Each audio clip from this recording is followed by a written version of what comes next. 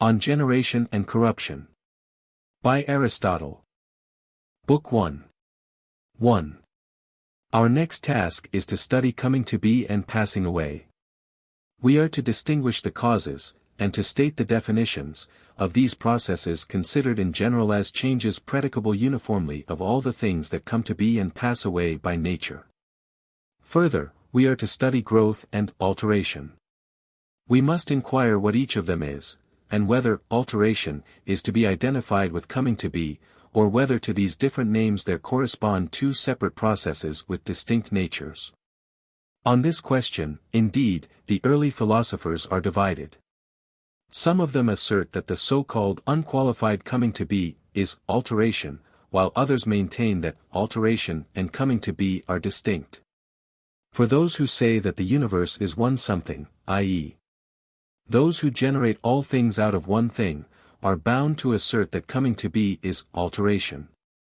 And that whatever comes to be in the proper sense of the term is being altered, but those who make the matter of things more than one must distinguish coming to be from alteration.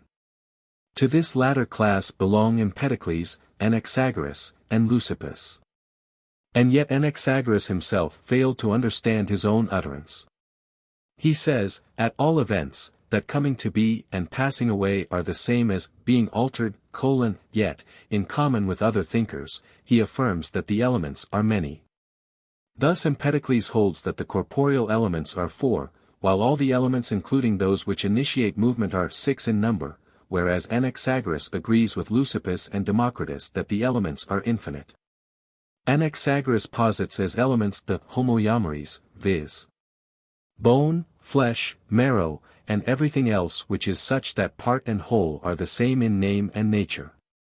While Democritus and Leucippus say that there are indivisible bodies, infinite both in number and in the varieties of their shapes, of which everything else is composed, the compounds differing one from another according to the shapes, positions, and groupings of their constituents. For the views of the school of Anaxagoras seem diametrically opposed to those of the followers of Empedocles. Empedocles says that fire, water, air, and earth are 4 elements, and are thus simple rather than flesh, bone, and bodies which, like these, are homoiomers. But the followers of Anaxagoras regard the homoiomers as simple and elements, whilst they affirm that earth, fire, water, and air are composite, for each of these is, according to them, a common seminary of all the homoiomers.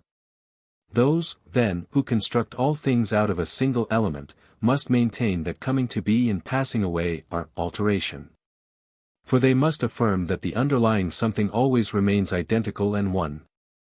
And change of such a substratum is what we call altering. Those, on the other hand, who make the ultimate kinds of things more than one, must maintain that alteration is distinct from coming to be, for coming to be and passing away result from the consilience and the dissolution of the many kinds.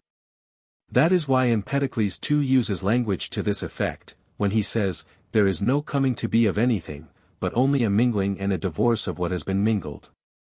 Thus it is clear, that to describe coming to be and passing away in these terms is in accordance with their fundamental assumption, and, 2, that they do in fact so describe them. Nevertheless, they too must recognize alteration as a fact distinct from coming to be, though it is impossible for them to do so consistently with what they say.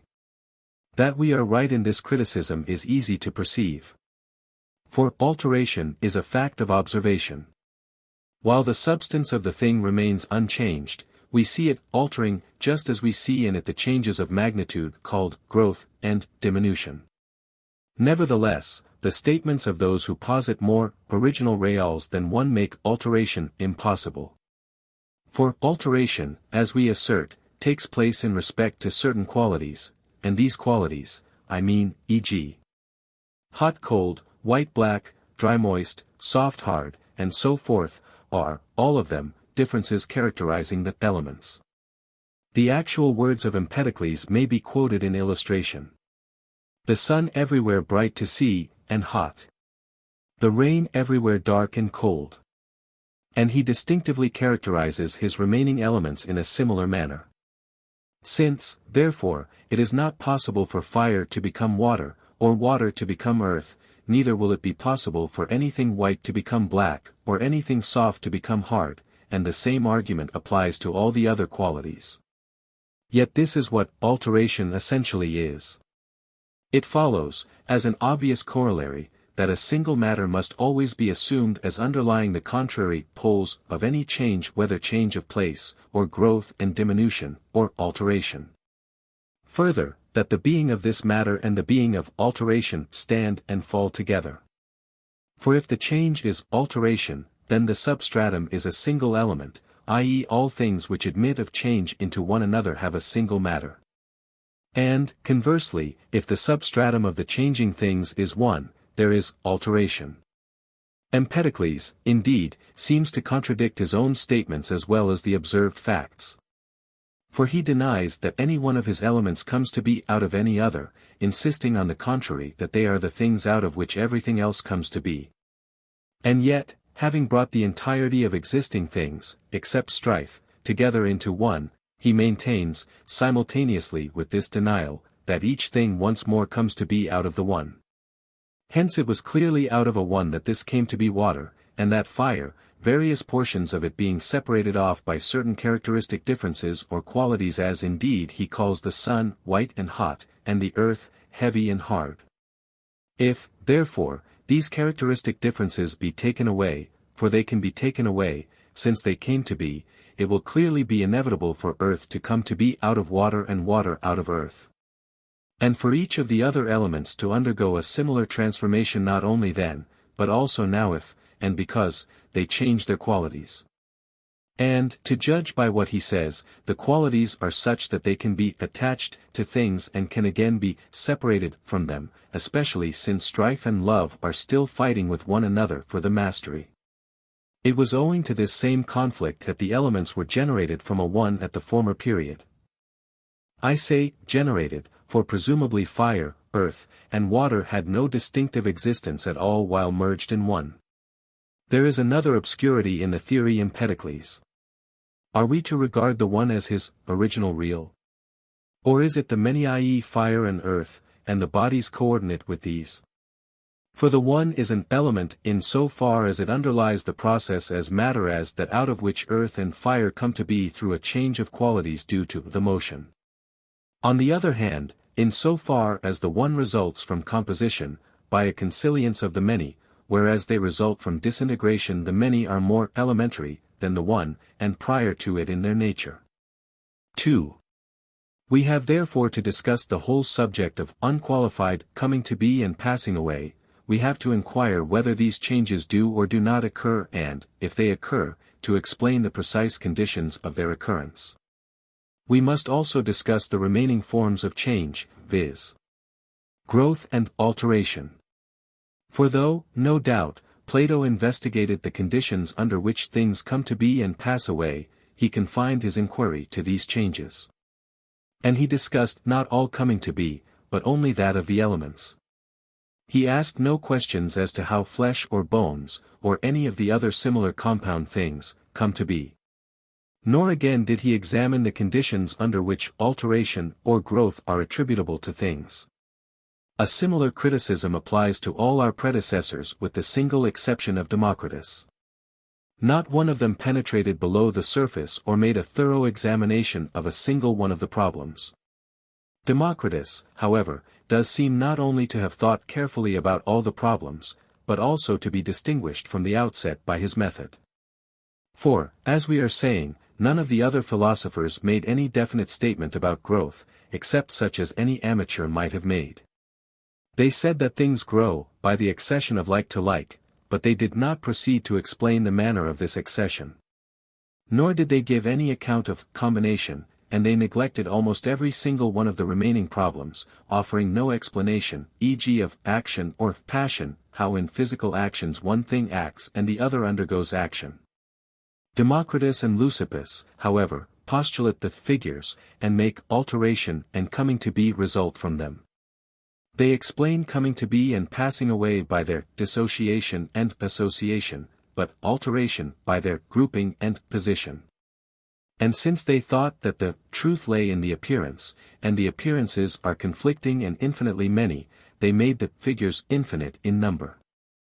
Hence owing to the changes of the compound the same thing seems different and conflicting to different people, it is transposed by a small additional ingredient, and appears utterly other by the transposition of a single constituent. For tragedy and comedy are both composed of the same letters. Since almost all our predecessors think, that coming to be is distinct from alteration, and, 2, that, whereas things alter by change of their qualities, it is by association and dissociation, that they come to be and pass away. We must concentrate our attention on these theses. For they lead to many perplexing and well-grounded dilemmas. If, on the one hand, coming to be is association, many impossible consequences result, and yet there are other arguments, not easy to unravel, which force the conclusion upon us that coming to be cannot possibly be anything else. If, on the other hand, coming to be is not association, either there is no such thing as coming to be at all or it is alteration, or else we must endeavor to unravel this dilemma too, and a stubborn one we shall find it. The fundamental question, in dealing with all these difficulties, is this: do things come to be and alter and grow, and undergo the contrary changes, because the primary reals are indivisible magnitudes? Or is no magnitude indivisible? For the answer we give to this question makes the greatest difference. And again, if the primary reals are indivisible magnitudes, are these bodies, as Democritus and Leucippus maintain? Or are they planes, as is asserted in the Timaeus? To resolve bodies into planes and no further this, as we have also remarked elsewhere, in itself a paradox. Hence there is more to be said for the view that there are indivisible bodies. Yet even these involve much of paradox. Still, as we have said, it is possible to construct alteration and coming to be with them, if one transposes the same by turning and intercontact, and by the varieties of the figures, as Democritus does. His denial of the reality of color is a corollary from this position, for, according to him, things get colored by turning of the figures. But the possibility of such a construction no longer exists for those who divide bodies into planes. For nothing except solids results from putting planes together, they do not even attempt to generate any quality from them.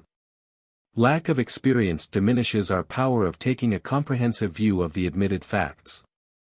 Hence those who dwell in intimate association with nature and its phenomena grow more and more able to formulate, as the foundations of their theories, principles such as to admit of a wide and coherent development, while those whom devotion to abstract discussions has rendered unobservant of the facts are too ready to dogmatize on the basis of a few observations. The rival treatments of the subject now before us will serve to illustrate how great is the difference between a scientific and a dialectical method of inquiry. For, whereas the Platonists argue that there must be atomic magnitudes, because otherwise, the triangle, will be more than one, Democritus would appear to have been convinced by arguments appropriate to the subject, i.e., drawn from the science of nature. Our meaning will become clear as we proceed. For to suppose that a body, i.e. a magnitude, is divisible through and through, and that this division is possible, involves a difficulty. What will there be in the body which escapes the division? If it is divisible through and through, and if this division is possible, then it might be, at one and the same moment, divided through and through. Even though the dividings had not been effected simultaneously, and the actual occurrence of this result would involve no impossibility. Hence the same principle will apply whenever a body is by nature divisible through and through, whether by bisection, or generally by any method whatever. Nothing impossible will have resulted if it has actually been divided, not even if it has been divided into innumerable parts, themselves divided innumerable times. Nothing impossible will have resulted, though perhaps nobody in fact could so divide it. Since, therefore, the body is divisible through and through, let it have been divided. What, then, will remain? A magnitude? No, that is impossible, since then there will be something not divided, whereas ex hypothesis the body was divisible through and through. But if it be admitted that neither a body nor a magnitude will remain, and yet division is to take place, the constituents of the body will either be points, i.e. without magnitude, or absolutely nothing.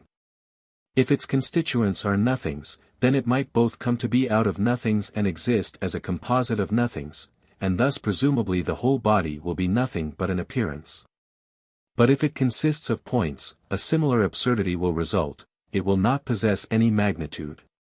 For when the points were in contact and coincided to form a single magnitude, they did not make the whole any bigger, since, when the body was divided into two or more parts, the whole was not a bit smaller or bigger than it was before the division. Hence, even if all the points be put together, they will not make any magnitude. But suppose that, as the body is being divided, a minute section a piece of sawdust, as it were is extracted, and that in this sense a body comes away from the magnitude, evading the division.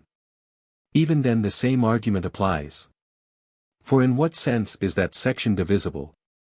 But if what came away was not a body but a separable form or quality, and if the magnitude is points or contacts thus qualified, it is paradoxical that a magnitude should consist of elements, which are not magnitudes. Moreover, where will the points be? And are they motionless or moving? And every contact is always a contact of two somethings, i.e. there is always something besides the contact or the division or the point. These, then, are the difficulties resulting from the supposition that any and every body, whatever its size, is divisible through and through. There is, besides, this further consideration. If, having divided a piece of wood or anything else, I put it together, it is again equal to what it was, and is one. Clearly this is so, whatever the point at which I cut the wood. The wood, therefore, has been divided potentially through and through. What, then, is there in the wood besides the division? For even if we suppose there is some quality, yet how is the wood dissolved into such constituents and how does it come to be out of them? Or how are such constituents separated so as to exist apart from one another? Since, therefore, it is impossible for magnitudes to consist of contacts or points, there must be indivisible bodies and magnitudes. Yet, if we do postulate the latter, we are confronted with equally impossible consequences, which we have examined in other works. But we must try to disentangle these perplexities, and must therefore formulate the whole problem over again. On the one hand, then, it is in no way paradoxical that every perceptible body should be indivisible as well as divisible at any and every point.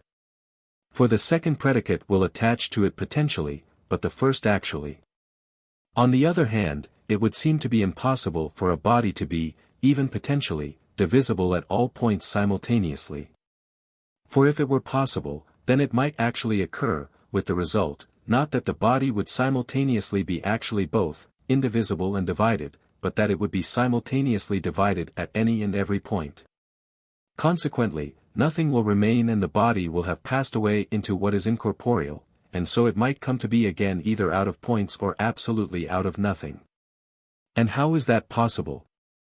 But now it is obvious that a body is in fact divided into separable magnitudes which are smaller at each division into magnitudes which fall apart from one another and are actually separated. Hence, it is urged, the process of dividing a body part by part is not of a breaking up which could continue ad infinitum, nor can a body be simultaneously divided at every point, for that is not possible. But there is a limit, beyond which the breaking up cannot proceed. The necessary consequence, especially if coming to be and passing away are to take place by association and dissociation respectively, is that a body must contain atomic magnitudes which are invisible. Such is the argument which is believed to establish the necessity of atomic magnitudes. We must now show that it conceals a faulty inference, and exactly where it conceals it. For, since point is not immediately next to point, magnitudes are divisible through and through, in one sense, and yet not in another. When, however, it is admitted that a magnitude is divisible through and through, it is thought there is a point not only anywhere, but also everywhere, in it, hence it is supposed to follow, from the admission, that the magnitude must be divided away into nothing. For it is supposed there is a point everywhere within it, so that it consists either of contacts or of points. But it is only in one sense that the magnitude is divisible through and through, viz. in so far as there is one point anywhere within it and all its points are everywhere within it if you take them singly one by one. But there are not more points than one anywhere within it, for the points are not consecutive, hence it is not simultaneously divisible through and through. For if it were, then, if it be divisible at its center, it will be divisible also at a point immediately next to its center. But it is not so divisible, for position is not immediately next to position, nor point to point. In other words, division is not immediately next to division, nor composition to composition. Hence there are both association and dissociation, though neither into and out of atomic magnitudes, for that involves many impossibilities. Nor so that division takes place through and through, for this would have resulted only if point had been immediately next to point, but dissociation takes place into small relatively small parts, and association takes place out of relatively small parts. It is wrong, however, to suppose, as some assert, that coming to be and passing away in the unqualified and complete sense are distinctively defined by association and dissociation, while the change that takes place in what is continuous is alteration. On the contrary, this is where the whole error lies. For unqualified coming to be and passing away are not affected by association and dissociation. They take place when a thing changes, from this to that, as a whole. But the philosophers we are criticizing suppose that all such change is alteration, whereas in fact there is a difference. For in that which underlies the change there is a factor corresponding to the definition and there is a material factor. When, then, the change is in these constitutive factors, there will be coming to be or passing away, but when it is in the thing's qualities, i.e. a change of the thing per accidents, there will be alteration. Dissociation and association affect the thing's susceptibility to passing away. For if water has first been dissociated into smallish drops, air comes to be out of it more quickly, while, if drops of water have first been associated, air comes to be more slowly. Our doctrine will become clearer in the sequel. Meantime, so much may be taken as established, viz. that coming to be cannot be association, at least not the kind of association some philosophers assert it to be. 3. Now that we have established the preceding distinctions, we must first consider whether there is anything which comes to be and passes away in the unqualified sense, or whether nothing comes to be in this strict sense. But everything always comes to be something, and out of something I mean, e.g., comes to be healthy out of being ill and ill out of being healthy, comes to be small out of being big and big out of being small, and so on in every other instance. For if there is to be coming to be without qualification, something must without qualification come to be out of not being, so that it would be true to say that not being is an attribute of some things. For qualified coming to be is a process out of qualified not being, e.g. out of not white or not beautiful, but unqualified coming to be is a process out of unqualified not being. Now, unqualified means either, I, the primary predication within each category, or, 2, the universal, i.e. the all-comprehensive, predication.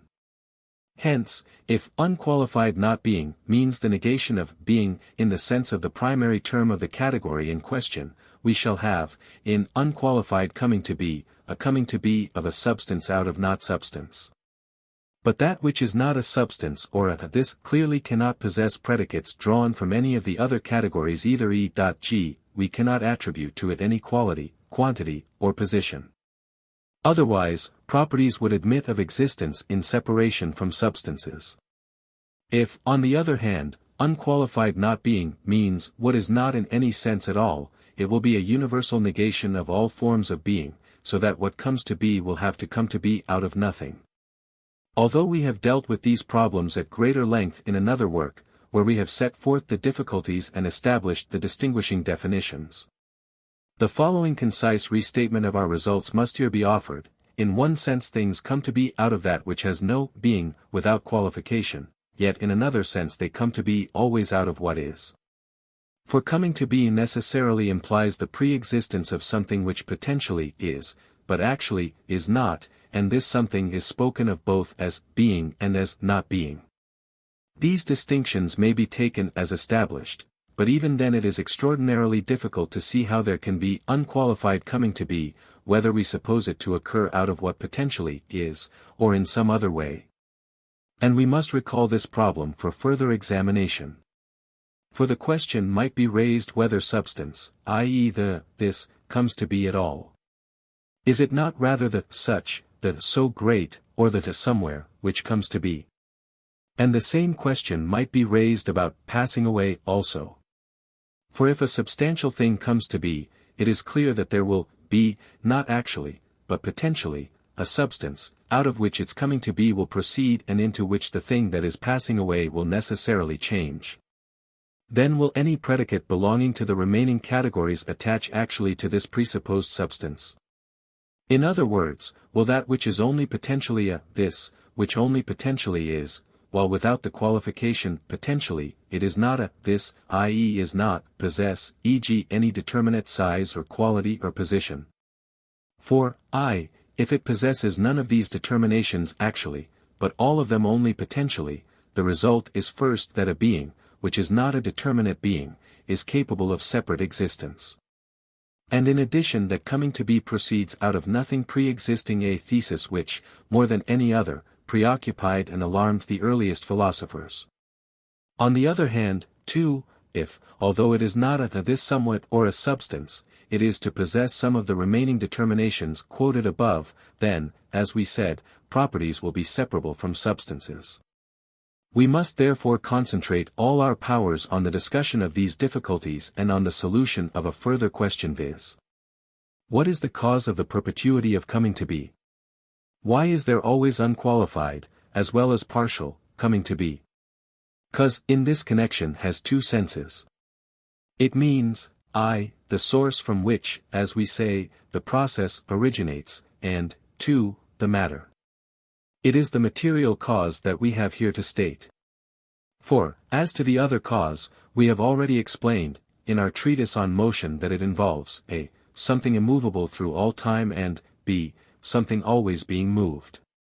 And the accurate treatment of the first of these, of the immovable, originative source, belongs to the province of the other, or prior, philosophy, while as regards that which sets everything else in motion by being itself continuously moved, we shall have to explain later which amongst the so-called specific causes exhibits this character.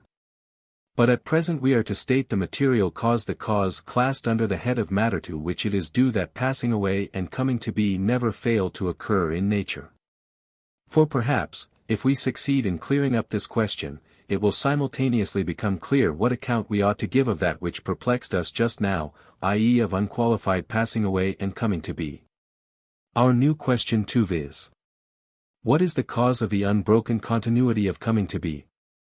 Is sufficiently perplexing, if in fact what passes away vanishes into what is not, and what is not, is nothing, since what is not, is neither a thing, nor possessed of a quality or quantity, nor in any place. If, then, some one of the things, which are constantly disappearing, why has not the whole of what has been used up long ago and vanished away, assuming of course that the material of all the several comings to be was finite? For, presumably, the unfailing continuity of coming to be cannot be attributed to the infinity of the material. That is impossible, for nothing is actually infinite. A thing is infinite only potentially, i.e. the dividing of it can continue indefinitely, so that we should have to suppose there is only one kind of coming to be in the world, viz. one which never fails, because it is such that what comes to be is on each successive occasion smaller than before. But in fact this is not what we see occurring. Why, then, is this form of change necessarily ceaseless? Is it because the passing away of this is a coming to be of something else, and the coming to be of this a passing away of something else? The cause implied in this solution must no doubt be considered adequate to account for coming to be and passing away in their general character as they occur in all existing things alike. Yet, if the same process is a coming to be of this but a passing away of that, and a passing away of this but a coming to be of that, why are some things said to come to be and pass away without qualification, but others only with a qualification? The distinction must be investigated once more, for it demands some explanation. It is applied in a twofold manner. For we say, it is now passing away without qualification, and not merely, this is passing away, and we call this change coming to be, and that passing away, without qualification. And 2, so and so, comes to be something, but does not come to be without qualification, for we say that the student comes to be learned, not comes to be without qualification. Now we often divide terms into those which signify this somewhat and those which do not. And the first form of the distinction, which we are investigating, results from a similar division of terms, for it makes a difference into what the changing thing changes.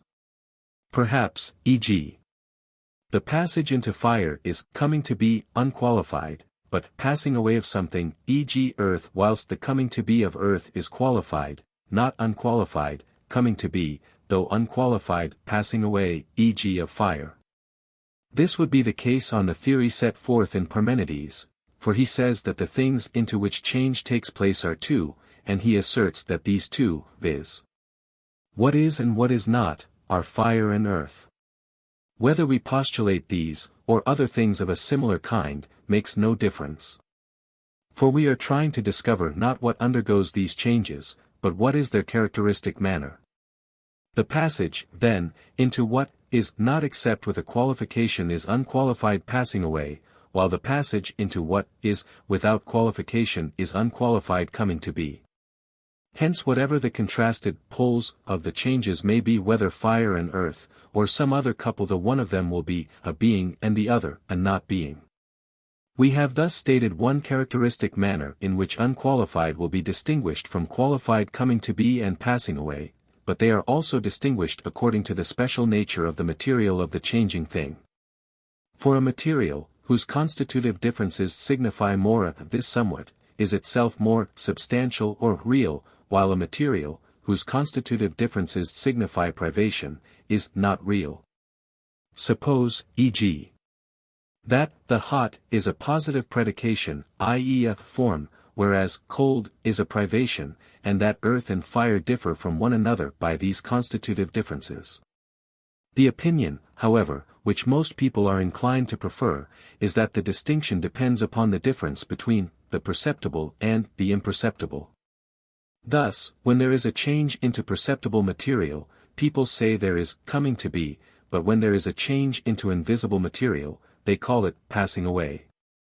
For they distinguish what is and what is not by their perceiving and not perceiving, just as what is knowable is, and what is unknowable is not perception on their view having the force of knowledge. Hence, just as they deem themselves to live and to be in virtue of their perceiving or their capacity to perceive, so too they deem the things to be qua perceived or perceptible, and in this they are in a sense on the track of the truth, though what they actually say is not true. Thus unqualified coming to be and passing away turn out to be different according to common opinion from what they are in truth. For wind and air are in truth more real, more this somewhat or a form than earth. But they are less real to perception, which explains why things are commonly said to pass away without qualification when they change into wind and air, and to come to be when they change into what is tangible, i.e. into earth. We have now explained why there is unqualified coming to be, though it is a passing away of something, and unqualified passing away, though it is a coming to be of something. For this distinction of appellation depends upon a difference in the material out of which, and into which, the changes are effected. It depends either upon whether the material is or is not substantial, or upon whether it is more or less substantial, or upon whether it is more or less perceptible. 2. But why are some things said to come to be without qualification, and others only to come to be so and so, in cases different from the one we have been considering where two things come to be reciprocally out of one another? For at present we have explained no more than this, why, when two things change reciprocally into one another, we do not attribute coming to be and passing away uniformly to them both. Although every coming to be is a passing away of something else and every passing away some other things coming to be. But the question subsequently formulated involves a different problem, viz. Why, although the learning thing is said to come to be learned, but not to come to be without qualification, yet the growing thing is said to come to be. The distinction here turns upon the difference of the categories. For some things signify a this somewhat, others a such, and others a so much. Those things, then, which do not signify substance, are not said to come to be without qualification, but only to come to be so and so. Nevertheless, in all changing things alike, we speak of coming to be, when the thing comes to be something in one of the two columns E.G, in substance, if it comes to be fire but not if it comes to be earth. And in quality, if it comes to be learned but not when it comes to be ignorant. We have explained why some things come to be without qualification, but not others both in general, and also when the changing things are substances and nothing else. And we have stated that the substratum is the material cause of the continuous occurrence of coming to be, because it is such as to change from contrary to contrary and because, in substances, the coming to be of one thing is always a passing away of another, and the passing away of one thing is always another's coming to be. But there is no need even to discuss the other question we raised, viz. Why coming to be continues though things are constantly being destroyed. For just as people speak of a passing away without qualification when a thing has passed into what is imperceptible and what in that sense is not, so also they speak of a coming to be out of a not being when a thing emerges from an imperceptible. Whether, therefore, the substratum is or is not something, what comes to be emerges out of a not being, so that a thing comes to be out of a not being just as much as it passes away into what is not. Hence it is reasonable enough that coming to be should never fail. For coming to be is a passing away of what is not, and passing away is a coming to be of what is not. But what about that which is not except with a qualification? Is it one of the two contrary poles of the Chang, e.g. earth, i.e. the heavy, of not being, but fire, i.e. the light, of being? Or, on the contrary, does what is include earth as well as fire, whereas what is not, is matter the matter of earth and fire alike? And again, is the matter of each different? Or is it the same, since otherwise they would not come to be reciprocally out of one another, i.e. contraries out of contraries? For these things fire, earth, water, air are characterized by the contraries. Perhaps the solution is that their matter is in one sense the same, but in another sense different. For that which underlies them, whatever its nature may be qua underlying them, is the same, but its actual being is not the same. So much, then, on these topics. 4. Next we must state what the difference is between coming to be and alteration, for we maintain that these changes are distinct from one another. Since, then, we must distinguish a. the substratum, and b. the property whose nature it is to be predicated of the substratum, and since change of each of these occurs, there is alteration when the substratum is perceptible and persists, but changes in its own properties, the properties in question being opposed to one another either as contraries or as intermediates. The body, e.g., although persisting as the same body, is now healthy and now ill, and the bronze is now spherical and at another time angular, and yet remains the same bronze. But when nothing perceptible persists in its identity as a substratum, and the thing changes as a whole, when e.g., the seed as a whole is converted into blood, or water into air, or air as a whole into water, such an occurrence is no longer alteration. It is a coming to be of one substance and a passing away of the other, especially if the change proceeds from an imperceptible something to something perceptible either to touch or to all the senses, as when water comes to be out of, or passes away into, air, for air is pretty well imperceptible. If, however, in such cases, any property, being one of a pair of contraries, persists, in the thing that has come to be, the same as it was in the thing which has passed away, if, e.g., when water comes to be out of air, both are transparent or cold, the second thing, into which the first changes, must not be a property of this persistent identical something. Otherwise the change will be alteration. Suppose, e.g., that the musical man passed away and an unmusical man came to, and that the man persists as something identical. Now, if musicalness and unmusicalness had not been a property essentially inhering in man, these changes would have been a coming to be of unmusicalness and a passing away of musicalness, but in fact musicalness and unmusicalness are a property of the persistent identity, viz. Man. Hence, as regards man, these changes are modifications, though, as regards musical man and unmusical man, they are a passing away and a coming to be. Consequently such changes are alteration. When the change from contrary to contrary is in quantity, it is growth and diminution; when it is in place, it is motion; when it is in property, i.e. in quality, it is alteration; but, when nothing persists, of which the resultant is a property, or an accident in any sense of the term, it is coming to be, and the converse change is passing away. Matter, in the most proper sense of the term, is to be identified with the substratum which is receptive of coming to be and passing away, but the substratum of the remaining kinds of change is also, in a certain sense, matter. Because all these substrata are receptive of contrarieties, of some kind. So much, then, as an answer to the questions, I, whether coming to be, is, or, is not I.e. what are the precise conditions of its occurrence, and, 2, what alteration is, but we have still to treat of growth. 5. We must explain, I, wherein growth differs from coming to be and from alteration, and 2, what is the process of growing and the process of diminishing in each and all of the things that grow and diminish.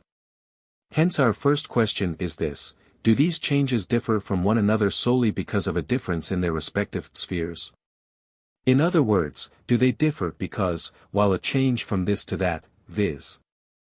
from potential to actual substance, is coming to be, a change in the sphere of magnitude is growth and one in the sphere of quality is alteration, both growth and alteration being changes from what is potentially to what is actually magnitude and quality respectively? Or is there also a difference in the manner of the change, since it is evident that, whereas neither what is altering nor what is coming to be necessarily changes its place, what is growing or diminishing changes its spatial position of necessity, though in a different manner from that in which the moving thing does so. For that which is being moved changes its place as a whole, but the growing thing changes its place like a metal that is being beaten, retaining its position as a whole while its parts change their places.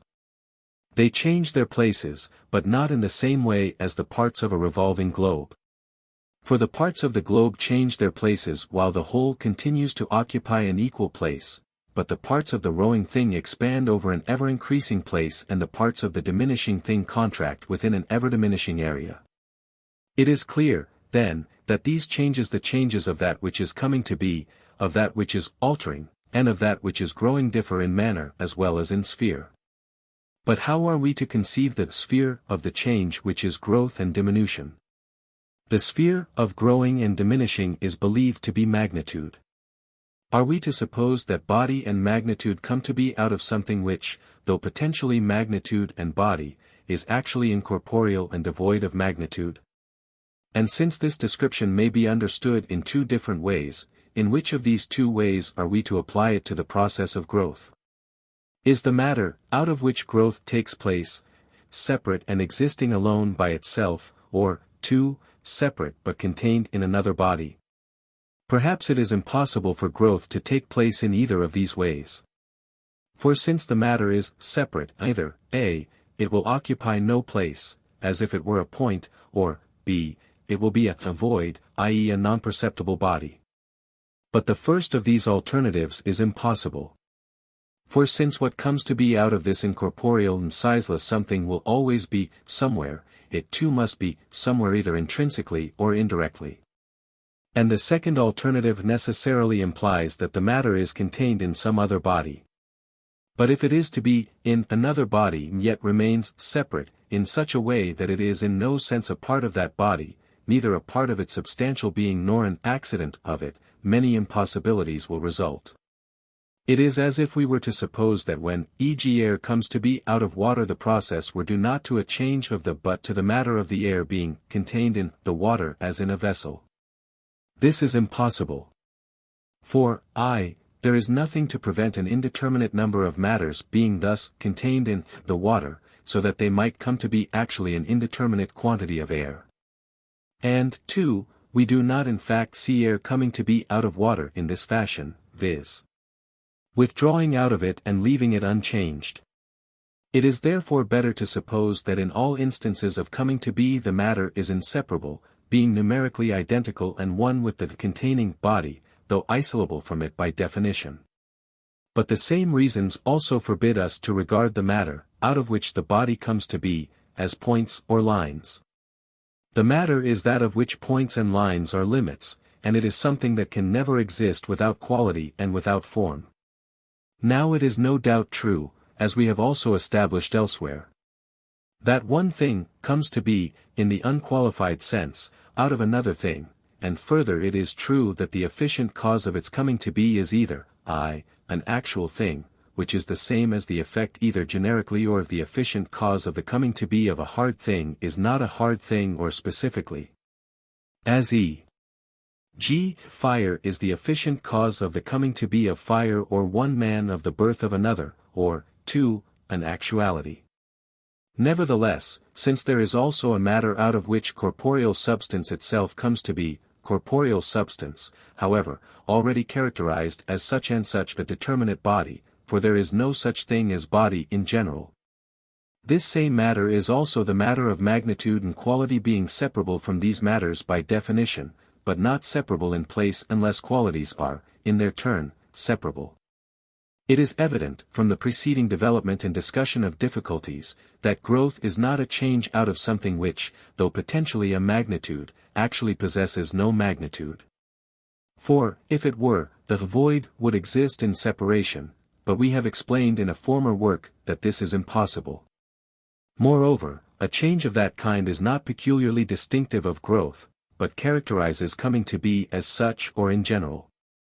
For growth is an increase, and diminution is a lessening, of the magnitude which is there already. That, indeed, is why the growing thing must possess some magnitude.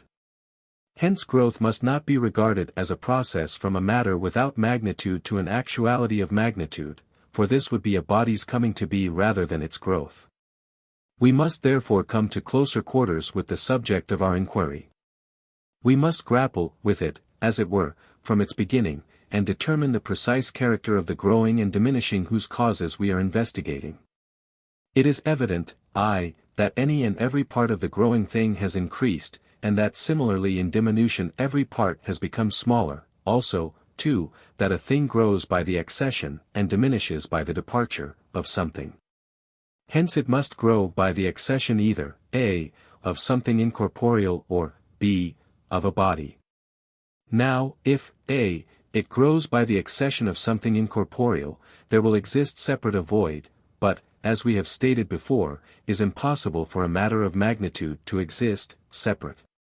If, on the other hand, b, it grows by the accession of a body, there will be two bodies, that which grows and that which increases it in the same place, and this too is impossible. But neither is it open to us to say that growth or diminution occurs in the way in which e.g. air is generated from water. For, although the volume has then become greater, the change will not be growth, but a coming to be of the one, viz. of that into which the change is taking place, and a passing away of the contrasted body. It is not a growth of either. Nothing grows in the process. Unless indeed there be something common to both things, to that which is coming to be and to that which passed away, e.g. body, and this grows. The water has not grown, nor has the air, but the former has passed away and the latter has come to be, and if anything has grown there has been a growth of body. Yet this too is impossible. For our account of growth must preserve the characteristics of that which is growing and diminishing. And these characteristics are three, any and every part of the growing magnitude is made bigger, e.g. if flesh grows, every particle of the flesh gets bigger, 2, by the accession of something, and, 3, in such a way that the growing thing is preserved and persists. For whereas a thing does not persist in the processes of unqualified coming to be or passing away, that which grows or alters persists in its identity through the altering and through the growing or diminishing. Though the quality, in alteration, and the size, in growth, do not remain the same. Now if the generation of air from water is to be regarded as growth, thing might grow without the accession, and without the persistence, of anything, and diminish without the departure of anything, and that which grows need not persist. But this characteristic must be preserved, for the growth we are discussing has been assumed to be thus characterized. One might raise a further difficulty. What is that which grows? Is it that to which something is added?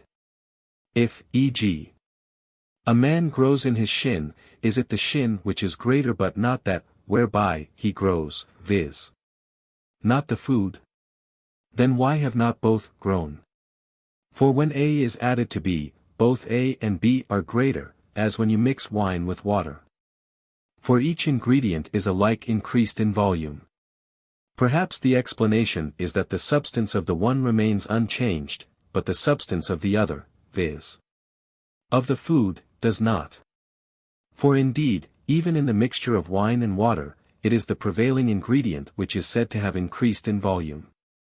We say, e.g., that the wine has increased, because the whole mixture acts as wine but not as water. A similar principle applies also to alteration. Flesh is said to have been altered if, while its character and substance remain, some one of its essential properties, which was not there before, now qualifies it. On the other hand, that, whereby it has been altered, may have undergone no change, though sometimes it too has been affected. The altering agent, however, and the originative source of the process are in the growing thing and in that which is being altered, for the efficient cause is in these. No doubt the food, which has come in, may sometimes expand as well as the body that has consumed it, that is so, e.g. if, after having come in, a food is converted into wind, but when it has undergone this change it has passed away, and the efficient cause is not in the food. We have now developed the difficulties sufficiently and must therefore try to find a solution of the problem.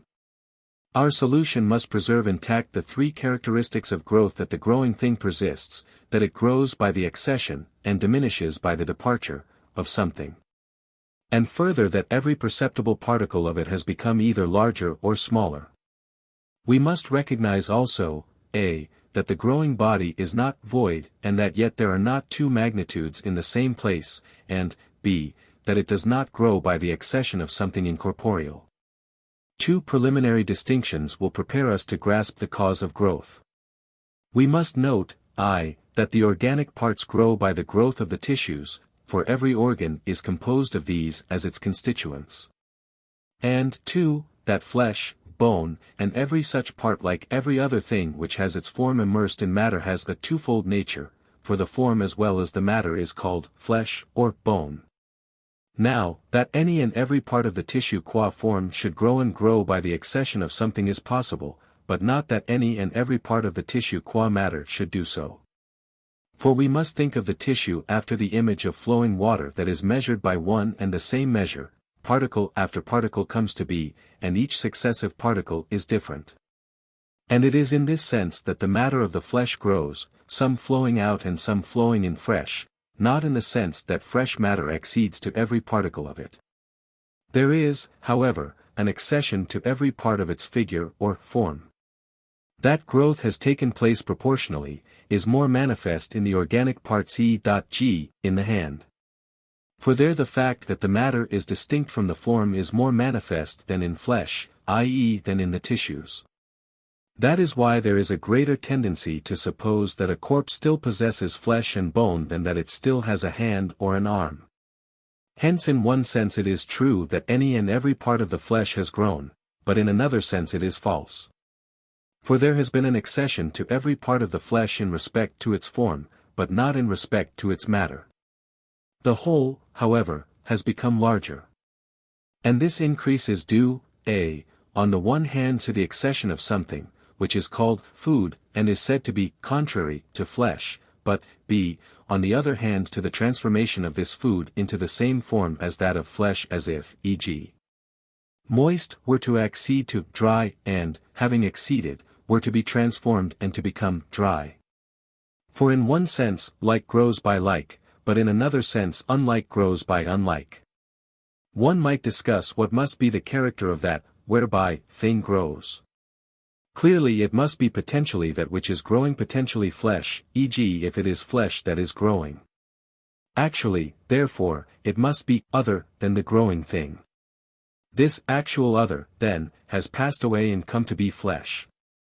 But it has not been transformed into flesh alone by itself, for that would have been a coming to be, not a growth. On the contrary, it is the growing thing which has come to be flesh, and grown, by the food. In what way, then, has the food been modified by the growing thing?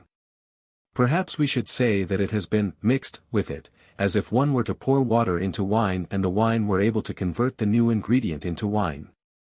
And as fire lays hold of the inflammable, so the active principle of growth, dwelling in the growing thing that which is actually flesh, lays hold of an exceeding food which is potentially flesh and converts it into actual flesh. The exceeding food, therefore, must be together with the growing thing, for if it were apart from it, the change would be a coming to be. For it is possible to produce fire by piling logs onto the already burning fire. That is, growth. But when the logs themselves are set on fire, that is, coming to be. Quantum in general, does not come to be any more than animal, which is neither man nor any other of the specific forms of animal. What animal in general is in coming to be, that quantum in general is in growth. But what does come to be in growth is flesh or bone or a hand or arm, i.e. the tissues of these organic parts. Such things come to be, then, by the accession not of quantified flesh but of a quantified something.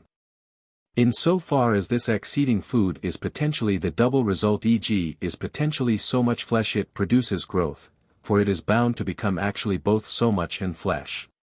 But in so far as it is potentially flesh only, it nourishes, for it is thus that nutrition and growth differ by their definition.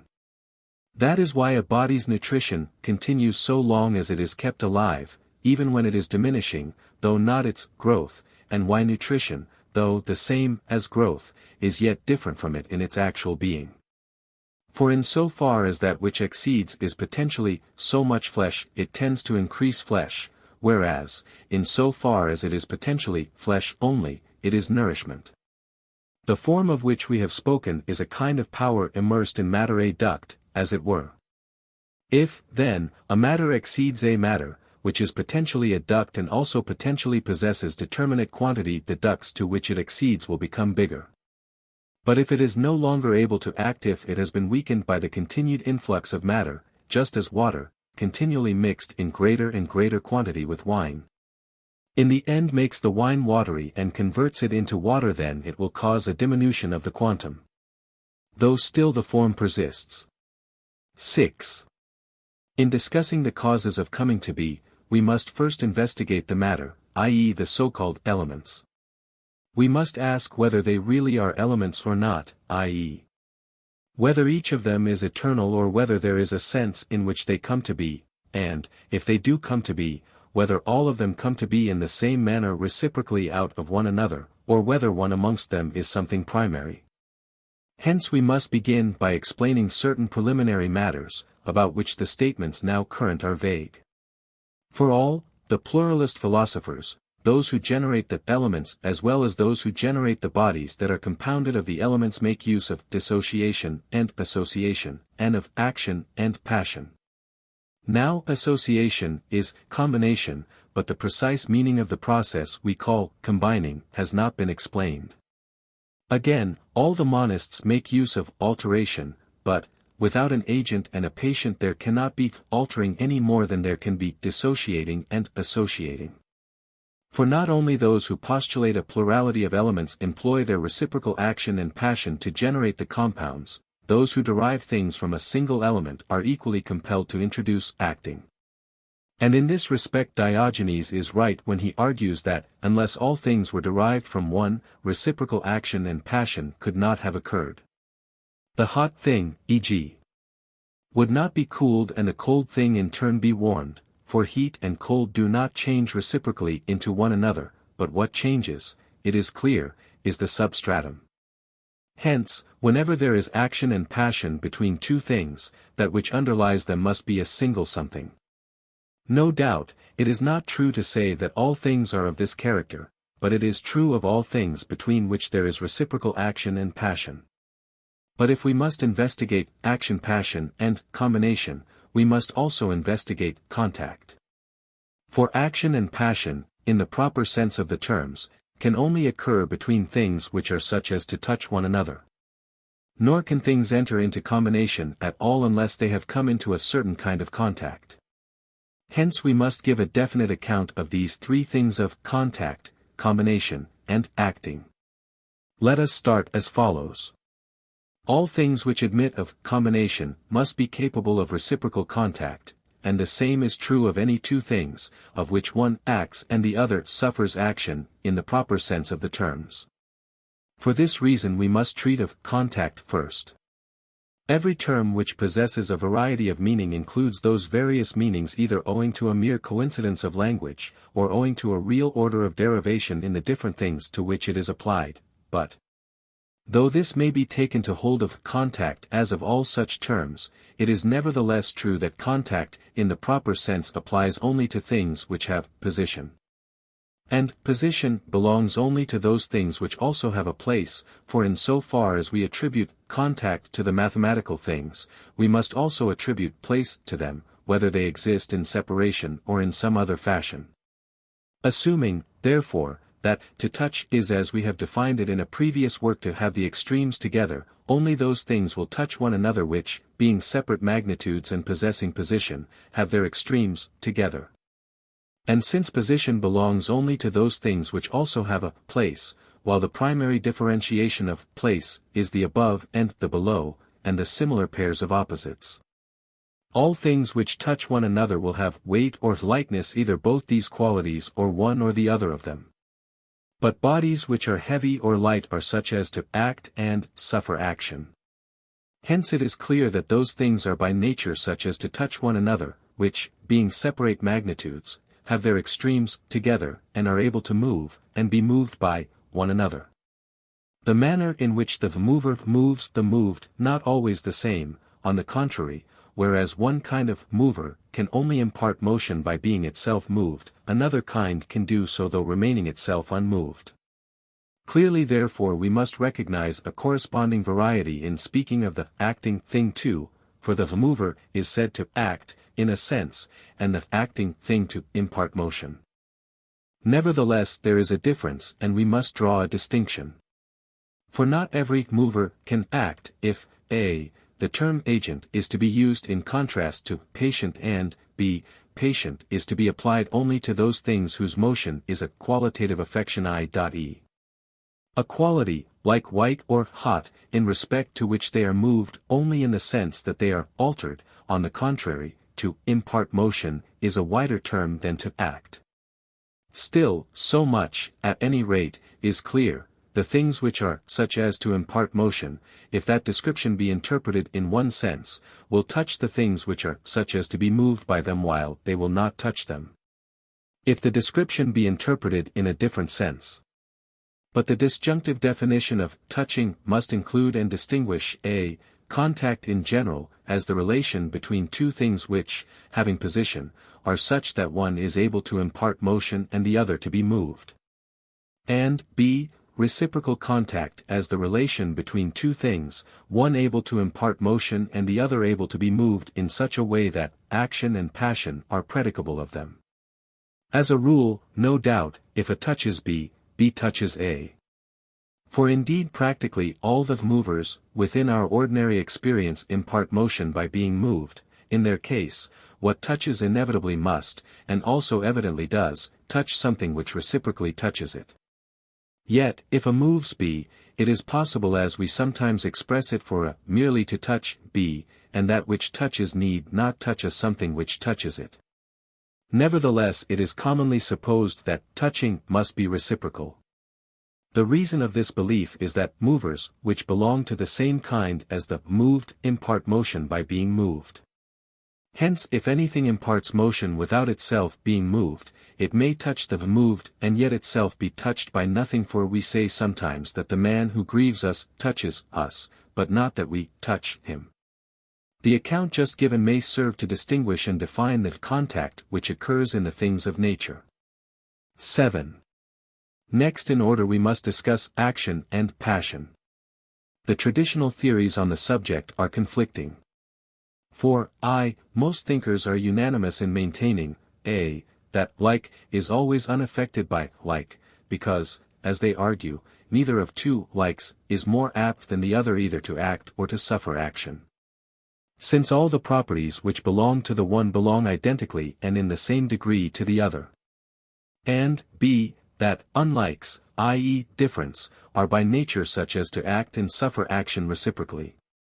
For even when the smaller fire is destroyed by the greater, it suffers this effect, they say, owing to its contrariety, since the great is contrary to the small. But, Democritus dissented from all the other thinkers and maintained a theory peculiar to himself. He asserts that agent and patient are identical, i.e., like. It is not possible, he says, that others, i.e., difference, should suffer action from one another. On the contrary, even if two things, being others, do act in some way on one another, this happens to them not qua others, but qua possessing an identical property. Such, then, are the traditional theories, and it looks as if the statements of their advocates were in manifest conflict. But the reason of this conflict is that each group is in fact stating a part, whereas they ought to have taken a comprehensive view of the subject as a whole. For, if A and B are like absolutely and in all respects without difference from one another, it is reasonable to infer that neither is in any way affected by the other. Why, indeed, should either of them tend to act any more than the other? Moreover, if like can be affected by like, a thing can also be affected by itself, and yet if that were so, if like tended in fact to act qua like, there would be nothing indestructible or immovable, for everything would move itself. And, the same consequence follows if A and B are absolutely other, i.e. in no respect identical. Whiteness could not be affected in any way by line nor line by whiteness except perhaps coincidentally, viz.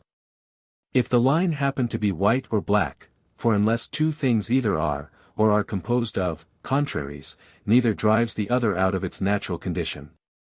But, since only those things which either involve a contrariety or are contraries and not anything selected at random are such as to suffer action and to act, agent and patient must be like, i.e. identical, in kind and yet unlike, i.e. contrary, in species.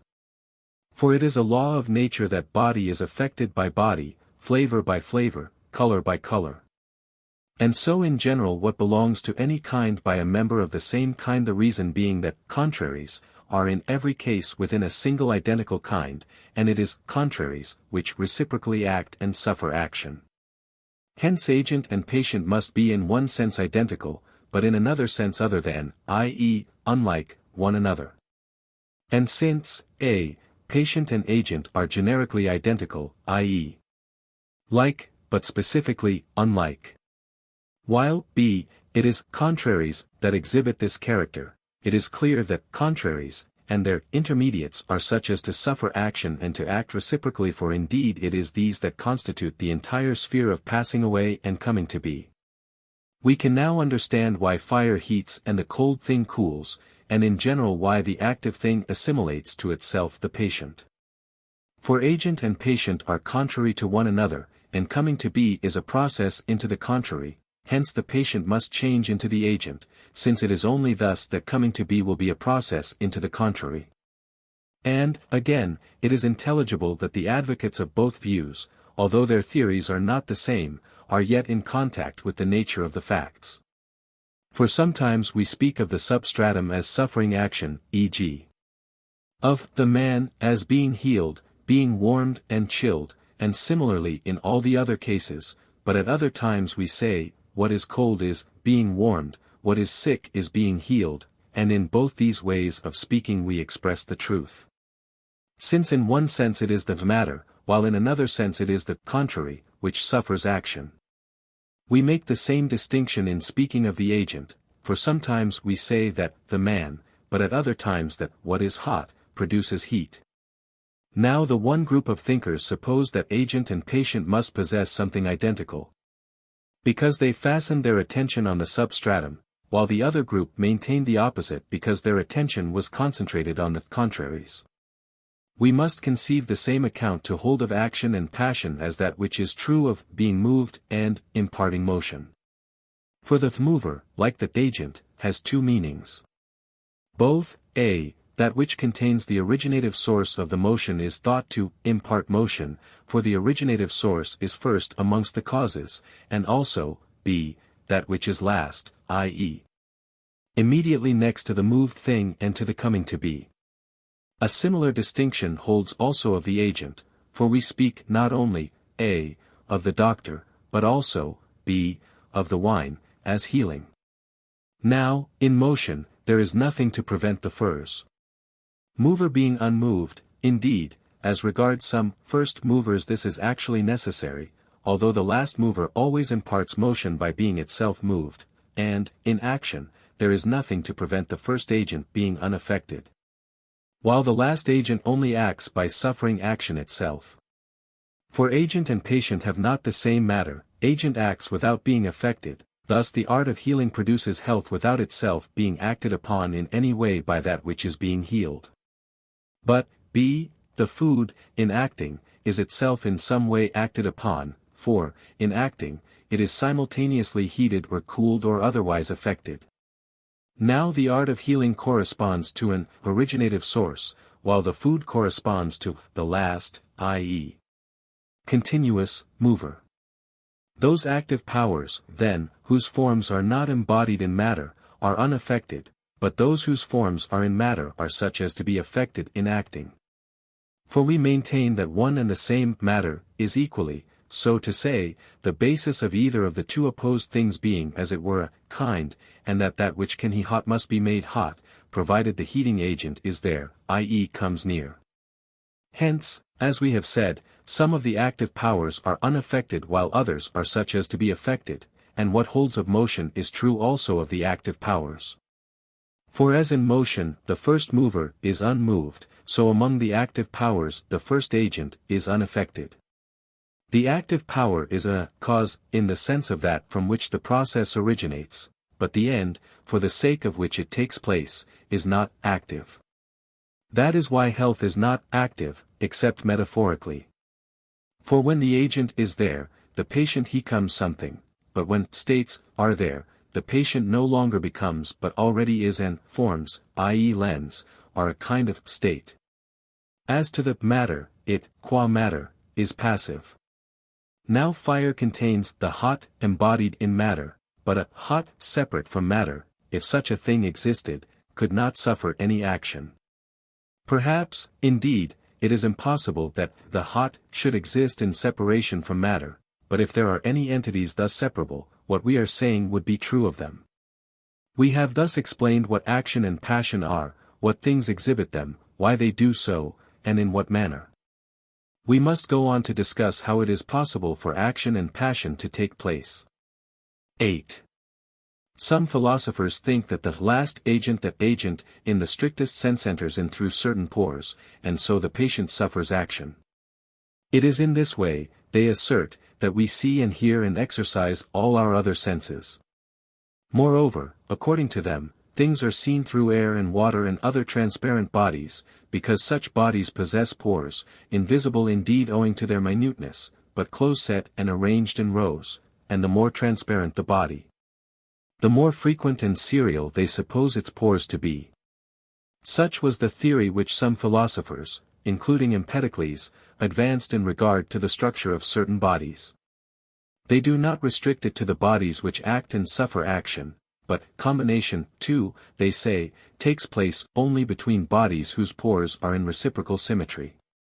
The most systematic and consistent theory, however, and one that applied to all bodies, was advanced by Leucippus and Democritus, and, in maintaining it, they took as their starting point what naturally comes first. For some of the older philosophers thought that what is must of necessity be one and immovable. The void, they argue, is not, but unless there is a void with a separate being of its own, what is cannot be moved nor again can it be many, since there is nothing to keep things apart. And in this respect, they insist, the view that the universe is not continuous, but discretes in contact, is no better than the view that there are many, and not one, and a void. For, suppose that the universe is discretes in contact. Then, if it is divisible through and through, there is no one, and therefore no many either, but the whole is void, while to maintain that it is divisible at some points, but not at others, looks like an arbitrary fiction. For up to what limit is it divisible? And for what reason is part of the whole indivisible, i.e. a plenum, and part divided? Further, they maintain, it is equally necessary to deny the existence of motion. Reasoning in this way, therefore, they were led to transcend sense perception, and to disregard it on the ground that one ought to follow the argument, and so they assert that the universe is one and immovable. Some of them add that it is infinite, since the limit, if it had one, would be a limit against the void. There were, then, certain thinkers who, for the reasons we have stated, enunciated views of this kind as their theory of the truth. Moreover, although these opinions appear to follow logically in a dialectical discussion, yet to believe them seems next door to madness when one considers the facts. For indeed no lunatic seems to be so far out of his senses as to suppose that fire and ice are one. It is only between what is right and what seems right from habit, that some people are mad enough to see no difference. Leucippus, however, thought he had a theory which harmonized with sense perception and would not abolish either coming to be and passing away or motion and the multiplicity of things. He made these concessions to the facts of perception. On the other hand, he conceded to the monists that there could be no motion without a void. The result is a theory which he states as follows: the void is a not being, and no part of what is a not being, for what is, in the strict sense of the term, is an absolute plenum. This plenum, however, is not one, on the contrary, it is a many, infinite in number and invisible owing to the minuteness of their bulk.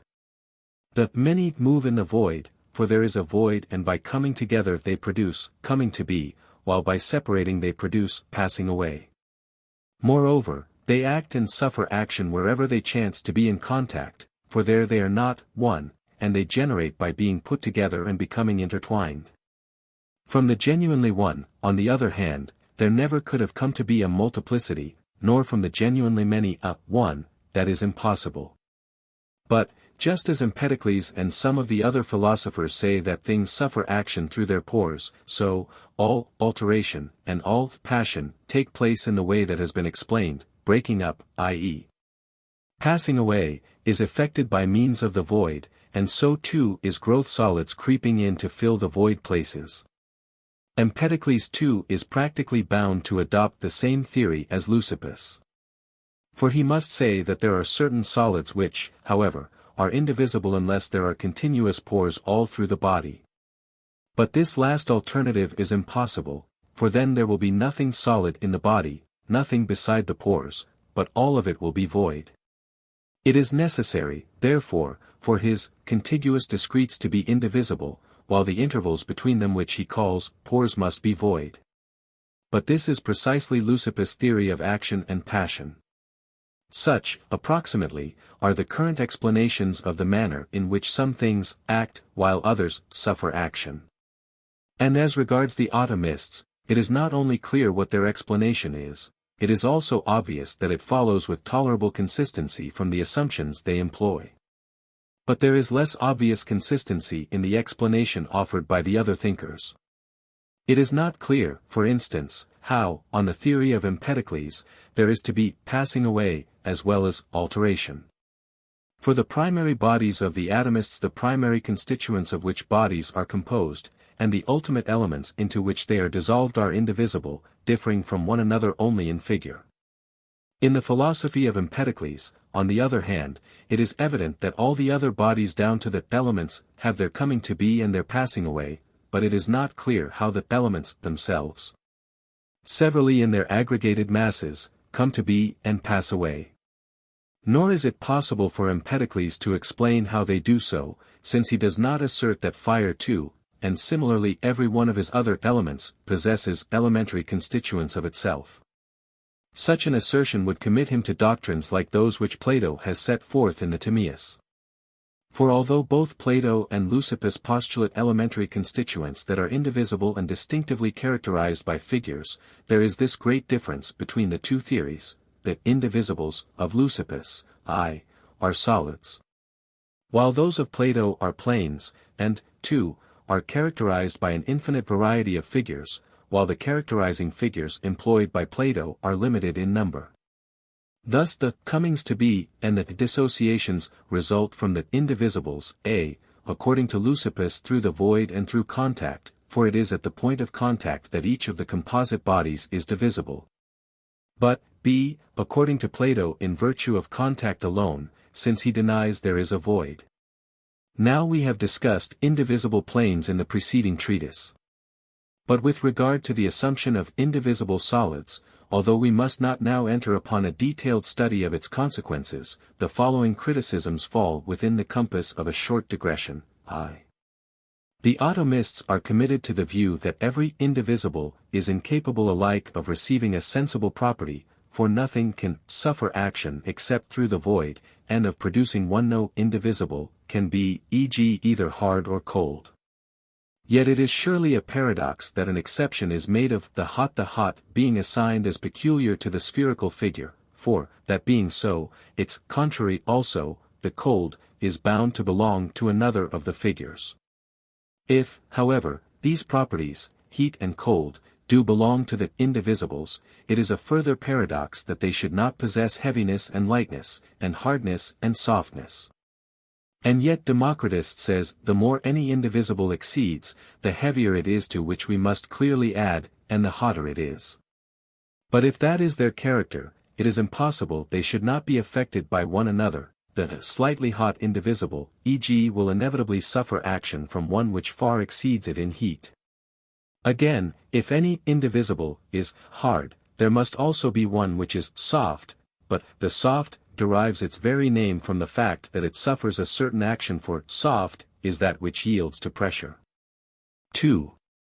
But further, not only is it paradoxical, that no property except figure should belong to the indivisibles, it is also paradoxical, too, that, if other properties do belong to them, one only of these additional properties should attach to each e.g. that this indivisible should be cold and that indivisible hot. For, on that supposition, their substance would not even be uniform. And it is equally impossible, 3, that more than one of these additional properties should belong to the single indivisible. For, being indivisible, it will possess these properties in the same point, so that, if it suffers action by being chilled, it will also, qua chilled, act or suffer action in some other way. And the same line of argument applies to all the other properties too, for the difficulty we have just raised confronts, as a necessary consequence, all who advocate indivisibles, whether solids or planes. Since their indivisibles cannot become either rarer or denser inasmuch as there is no void in them. 3. It is a further paradox that there should be small indivisibles, but not large ones. For it is natural enough, from the ordinary point of view, that the larger bodies should be more liable to fracture than the small ones, since they, viz. the large bodies, are easily broken up because they collide with many other bodies. But why should indivisibility as such be the property of small, rather than of large, bodies? 4. Again, is the substance of all those solids uniform, or do they fall into sets which differ from one another, as if, e.g. some of them, in their aggregated bulk, were fiery, others earthy? 4. If all of them are uniform in substance, what is it that separated one from another? Or why, when they come into contact, do they not coalesce into one, as drops of water run together when drop touches drop, for the two cases are precisely parallel? On the other hand, too, if they fall into differing sets, how are these characterized? It is clear, too, that these, rather than the figures, ought to be postulated as original reals, i.e. causes from which the phenomena result. Moreover, if they differed in substance, they would both act and suffer action on coming into reciprocal contact. Again, what is it which sets them moving? For if their mover is other than themselves, they are such as to suffer action. If, on the other hand, each of them sets itself in motion, either, A, it will be divisible, imparting motion, qua this, being moved, qua that, or, B, contrary properties will attach to it in the same respect i.e. Matter will be identical in potentiality as well as numerically identical. As to the thinkers who explain modification of property through the movement facilitated by the pores, if this is supposed to occur notwithstanding the fact that the pores are filled, their postulate of pores is superfluous. For if the whole body suffers action under these conditions, it would suffer action in the same way even if it had no pores but were just its own continuous self. Moreover, how can their account of vision through a medium be correct? It is impossible for the visual ray to penetrate the transparent bodies at their contacts, and impossible for it to pass through their pores if every pore be full. For how will that differ from having no pores at all?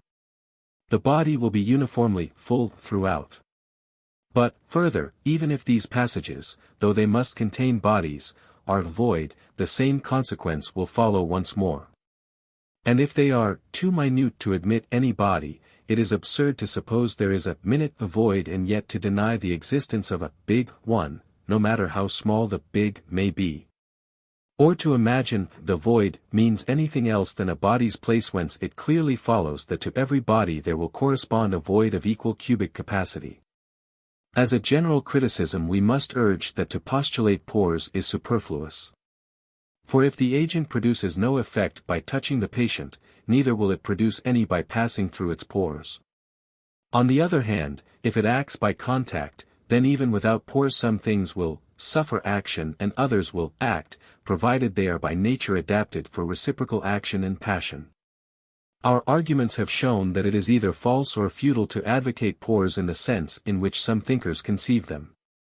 But since bodies are divisible through and through, the postulate of pores is ridiculous, for, qua divisible, a body can fall into separate parts. 9. Let explain the way in which things in fact possess the power of generating, and of acting and suffering action, and let us start from the principle we have often enunciated. For, assuming the distinction between, a, that which is potentially and, b, that which is actually such and such, it is the nature of the first, precisely in so far as it is what it is, to suffer action through and through. Not merely to be susceptible in some parts while insusceptible in others. But its susceptibility varies in degree, according as it is more or less such and such, and one would be more justified in speaking of pores in this connection. For instance, in the metals there are veins of the susceptible stretching continuously through the substance. So long, indeed, as any body is naturally coherent in one, it is insusceptible. So, too, bodies are insusceptible so long as they are not in contact either with one another or with other bodies which are by nature such as to act and suffer action. To illustrate my meaning, fire heats not only when in contact, but also from a distance. For the fire heats the air, and the air being by nature such as both to act and suffer action heats the body. But the supposition that a body is susceptible in some parts, but insusceptible in others, is only possible for those who hold an erroneous view concerning the divisibility of magnitudes. For us, the following account results from the distinctions we established at the beginning. For, if magnitudes are not divisible through and through, if, on the contrary, there are indivisible solids or planes, then indeed no body would be susceptible through and through, but neither would any be continuous. Since, however, too, this is false, i.e. since every body is divisible, there is no difference between having been divided into parts which remain in contact and being divisible. For if a body can be separated at the contacts, as some thinkers express it, then, even though it has not yet been divided, it will be in a state of dividedness since, as it can be divided, nothing inconceivable results. And, 3. The supposition is open to this general objection: it is a paradox that passion should occur in this manner only, viz. by the bodies being split. For this theory abolishes alteration, but we see the same body liquid at one time and solid at another, without losing its continuity. It has suffered this change not by division and composition, nor yet by turning and intercontact as Democritus asserts. For it has passed from the liquid to the solid state without any change of grouping or position in the constituents of its substance. Nor are there contained within it those hard, i.e., congealed, particles indivisible in their bulk. On the contrary, it is liquid and again, solid and congealed uniformly all through. This theory, it must be added, makes growth and diminution impossible also. For if there is to be opposition, instead of the growing thing having changed as a whole, either by the admixture of something or by its own transformation, increase of size will not have resulted in any and every part. So much, then, to establish that things generate and are generated, act and suffer action, reciprocally, and to distinguish the way in which these processes can occur from the impossible way in which some thinkers say they occur. 10. But we have still to explain combination, for that was the third of the subjects we originally proposed to discuss. Our explanation will proceed on the same method as before. We must inquire, what is combination, and what is that which can combine? Of what things, and under what conditions, is combination a property? And, further, does combination exist in fact, or is it false to assert its existence? For, according to some thinkers, it is impossible for one thing to be combined with another. They argue that, if both the combined constituents persist unaltered, they are no more combined now than they were before, but are in the same condition, while, 2, if one has been destroyed. The constituents have not been combined, on the contrary, one constituent is and the other is not. Whereas, combination demands uniformity of condition in them both, and on the same principle, 3, even if both the combining constituents have been destroyed as the result of their coalescence. They cannot have been combined since they have no being at all. What we have in this argument is, it would seem, a demand for the precise distinction of combination from coming to be and passing away, for it is obvious that combination, if it exists, must differ from these processes, and for the precise distinction of the combinable from that which is such as to come to be and pass away. As soon, therefore, as these distinctions are clear, the difficulties raised by the argument would be solved. Now, we do not speak of the wood as combined with the fire, nor of its burning as a combining either of its particles with one another or of itself with the fire. What we say is that the fire is coming to be, but the wood is passing away. Similarly, we speak neither, 2, of the food as combining with the body, nor, 3, of the shape as combining with the wax and thus fashioning the lump. Nor can body combine with white, nor, to generalize, properties and states with things, for we see them persisting unaltered. But again, for white and knowledge cannot be combined either, nor any other of the adjectivals. Indeed, this is a blemish in the theory of those who assert that once upon a time all things were together and combined. For not everything can combine with everything. On the contrary, both of the constituents that are combined in the compound must originally have existed in separation, but no property can have separate existence. Since, however, some things are potentially while others are actually, the constituents combined in a compound can be in a sense and yet not be. The compound may be actually other than the constituents from which it has resulted. Nevertheless, each of them may still be potentially what it was before they were combined, and both of them may survive undestroyed. For this was the difficulty that emerged in the previous argument, and it is evident that the combining constituents not only coalesce, having formerly existed in separation, but also can again be separated out from the compound. The constituents, therefore, neither, persist actually, as body and white persist, nor, are they destroyed, either one of them or both, for their power of action is preserved. Hence these difficulties may be dismissed, but the problem immediately connected with them, whether combination is something relative to perception, must be set out and discussed. When the combining constituents have been divided into parts so small, and have been juxtaposed in such a manner, that perception fails to discriminate them one from another, have they then been combined, or ought we to say, no? Not until any and every part of one constituent is juxtaposed to a part of the other. The term, no doubt, is applied in the former sense. We speak, e.g. of wheat having been combined with barley when each grain of the one is juxtaposed to a grain of the other. But every body is divisible, and therefore, since body combined with body is uniform in texture throughout, any and every part of each constituent ought to be juxtaposed to a part of the other. No body, however, can be divided into its least parts, and composition is not identical with combination, but other than it. From these premises it clearly follows, that so long as the constituents are preserved in small particles, we must not speak of them as combined. For this will be a composition instead of a blending or combination, nor will every portion of the resultant exhibit the same ratio between its constituents as the whole. But we maintain that, if combination has taken place, the compound must be uniform in texture throughout, any part of such a compound being the same as the whole, just as any part of water is water, whereas if combination is composition of the small particles, nothing of the kind will happen. On the contrary, the constituents will only be combined relatively to perception, and the same thing will be combined to one percipient if his sight is not sharp, but not to another, while to the eye of Lynceus nothing will be combined. It clearly follows, too, that we must not speak of the constituents as combined in virtue of a division such that any and every part of each is juxtaposed to a part of the other, for it is impossible for them to be thus divided. Either, then, there is no combination, or we have still to explain the manner in which it can take place.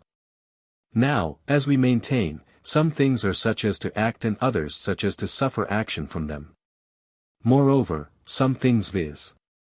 those which have the same matter reciprocate, i.e. are such as to act upon one another and to suffer action from one another, while other things, viz. agents which have not the same matter as their patients, act without themselves suffering action. Such agents cannot combine. That is why neither the art of healing nor health produces health by combining with the bodies of the patients. Amongst those things, however, which are reciprocally active and passive, some are easily divisible. Now, if a great quantity, or a large bulk, of one of these easily divisible reciprocating materials be brought together with a little, or with a small piece, of another, the effect produced is not combination, but increase of the dominant, for the other material is transformed into the dominant. That is why a drop of wine does not combine with 10,000 gallons of water, for its form is dissolved, and it is changed so as to merge in the total volume of water. On the other hand, too, when there is a certain equilibrium between their powers of action, then each of them changes out of its own nature towards the dominant, yet neither becomes the other. But both become an intermediate with properties common to both. Thus it is clear that only those agents are combinable, which involve a contrariety, for these are such as to suffer action reciprocally. And, further, they combine more freely if small pieces of each of them are juxtaposed. For in that condition they change one another more easily and more quickly, whereas this effect takes a long time when agent and patient are present in bulk. Hence, amongst the divisible susceptible materials, those whose shape is readily adaptable have a tendency to combine, for they are easily divided into small particles, since that is precisely what being readily adaptable in shape implies. For instance, liquids are the most combinable of all bodies because, of all divisible materials, the liquid is most readily adaptable in shape, unless it be viscous. Viscous liquids, it is true, produce no effect except to increase the volume and bulk. But when one of the constituents is alone susceptible or superlatively susceptible, the other being susceptible in a very slight degree, the compound resulting from their combination is either no greater in volume or only a little greater. This is what happens when tin is combined with bronze. For some things display a hesitating and ambiguous attitude towards one another, showing a slight tendency to combine and also an inclination to behave as receptive matter and form respectively. The behavior of these metals is a case in point. For the tin almost vanishes, behaving as if it were an immaterial property of the bronze; having been combined, it disappears, leaving no trace except the color it has imparted to the bronze. The same phenomenon occurs in other instances too. It is clear, then, from the foregoing account, that combination occurs, what it is, to what it is due, and what kind of thing is combinable. The phenomenon depends upon the fact that some things are such as to be, a. reciprocally susceptible and, b. readily adaptable in shape, i.e. easily divisible. For such things can be combined, without its being necessary either that they should have been destroyed or that they should survive absolutely unaltered, and their combination need not be a composition, nor merely relative to perception. On the contrary, anything is combinable which, being readily adaptable in shape, is such as to suffer action and to act, and it is combinable with another thing similarly characterized, for the combinable is relative to the combinable. And combination is unification of the combinables, resulting from their alteration. How do you find this book? Any thoughts about the book or the author? Any suggestion for improvement? Please take a moment to share your thoughts in a comment. If you like it, share it with your friends who might enjoy it as well. Subscribe to keep in touch. Visit CompleteAudiobooks.com for more quality content. Book 2. 1. We have explained under what conditions, combination, contact, and action-passion, are attributable to the things which undergo natural change. Further, we have discussed unqualified coming to be and passing away, and explained under what conditions they are predicable, of what subject, and owing to what cause. Similarly, we have also discussed alteration, and explained what altering is and how it differs from coming to be and passing away. But we have still to investigate the so-called elements of bodies. For the complex substances whose formation and maintenance are due to natural processes all presuppose the perceptible bodies as the condition of their coming to be and passing away, but philosophers disagree in regard to the matter which underlies these perceptible bodies. Some maintain it is single, supposing it to be, e.g. air or fire, or an intermediate between these two, but still a body with a separate existence. Others, on the contrary, postulate two or more materials ascribing to their association and dissociation, or to their alteration, the coming to be and passing away of things. Some, for instance, postulate fire and earth, some add air, making three, and some, like Empedocles, reckon water as well, thus postulating four. Now we may agree that the primary materials, whose change, whether it be association and dissociation, or a process of another kind, results in coming to be and passing away, are rightly described as originative sources, i.e. elements. But, those thinkers are in error who postulate, beside the bodies we have mentioned, a single matter and that corporeal and separable matter. For this body of theirs cannot possibly exist without a perceptible contrariety, this boundless, which some thinkers identify with the original real, must be either light or heavy, either cold or hot. And, 2, what Plato has written in the Timaeus is not based on any precisely articulated conception. For he has not stated clearly whether his omnirecipient exists in separation from the elements, nor does he make any use of it. He says, indeed, that it is a substratum prior to the so-called elements underlying them, as gold underlies the things that are fashioned of gold. And yet this comparison, if thus expressed, is itself open to criticism.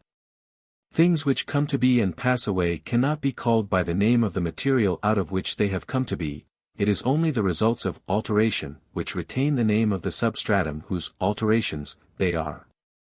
However, he actually says that the truest account is to affirm that each of them is gold. Nevertheless he carries his analysis of the element solids though they are back to planes, and it is impossible for the nurse, i.e. the primary matter, to be identical with the planes. Our own doctrine is that although there is a matter of the perceptible bodies, a matter out of which the so-called elements come to be, it has no separate existence, but is always bound up with a contrariety. A more precise account of these presuppositions has been given in another work. We must, however, give a detailed explanation of the primary bodies as well, since they too are similarly derived from the matter. We must reckon as an originative source and as primary the matter which underlies, though it is inseparable from the contrary qualities, for the hot is not matter for the cold, nor the cold for the hot. But the substratum is matter for them both. We therefore have to recognize three originative sources: firstly that which potentially perceptible body, secondly the contrarieties, e.g. heat and cold, and thirdly fire, water, and the like. Only thirdly, however, for these bodies change into one another, they are not immutable as Empedocles and other thinkers assert, since alteration would then have been impossible, whereas the contrarieties do not change. Nevertheless, even so the question remains, what sorts of contrarieties, and how many of them, are to be accounted originative sources of body? For all the other thinkers assume and use them without explaining why they are these or why they are just so many. 2. Since, then, we are looking for originative sources of perceptible body, and since perceptible is equivalent to tangible, and tangible is that of which the perception is touch, it is clear that not all the contrarieties constitute forms and originative sources of body, but only those which correspond to touch. For it is in accordance with a contrariety, moreover, of tangible qualities that the primary bodies are differentiated. That is why neither whiteness, and blackness, nor sweetness, and bitterness, nor, similarly, any quality belonging to the other perceptible contrarieties either, constitutes an element. And yet vision is prior to touch, so that its object also is prior to the object of touch. The object of vision, however, is a quality of tangible body not qua tangible, but qua something else, qua something which may well be naturally prior to the object of touch. Accordingly, we must segregate the tangible differences and contrarieties, and distinguish which amongst them are primary. Contrarieties correlative to touch are the following: hot cold, dry moist, heavy light, hard soft, viscous brittle, rough smooth, coarse fine. Of these, heavy and light are neither active nor susceptible. Things are not called heavy and light because they act upon, or suffer action from, other things. But the elements must be reciprocally active and susceptible, since they combine and are transformed into one another. On the other hand, hot and cold, and dry and moist, are terms, of which the first pair implies power to act and the second pair susceptibility. Hot is that which associates things of the same kind, for dissociating, which people attribute to fire as its function, is associating things of the same class, since its effect is to eliminate what is foreign.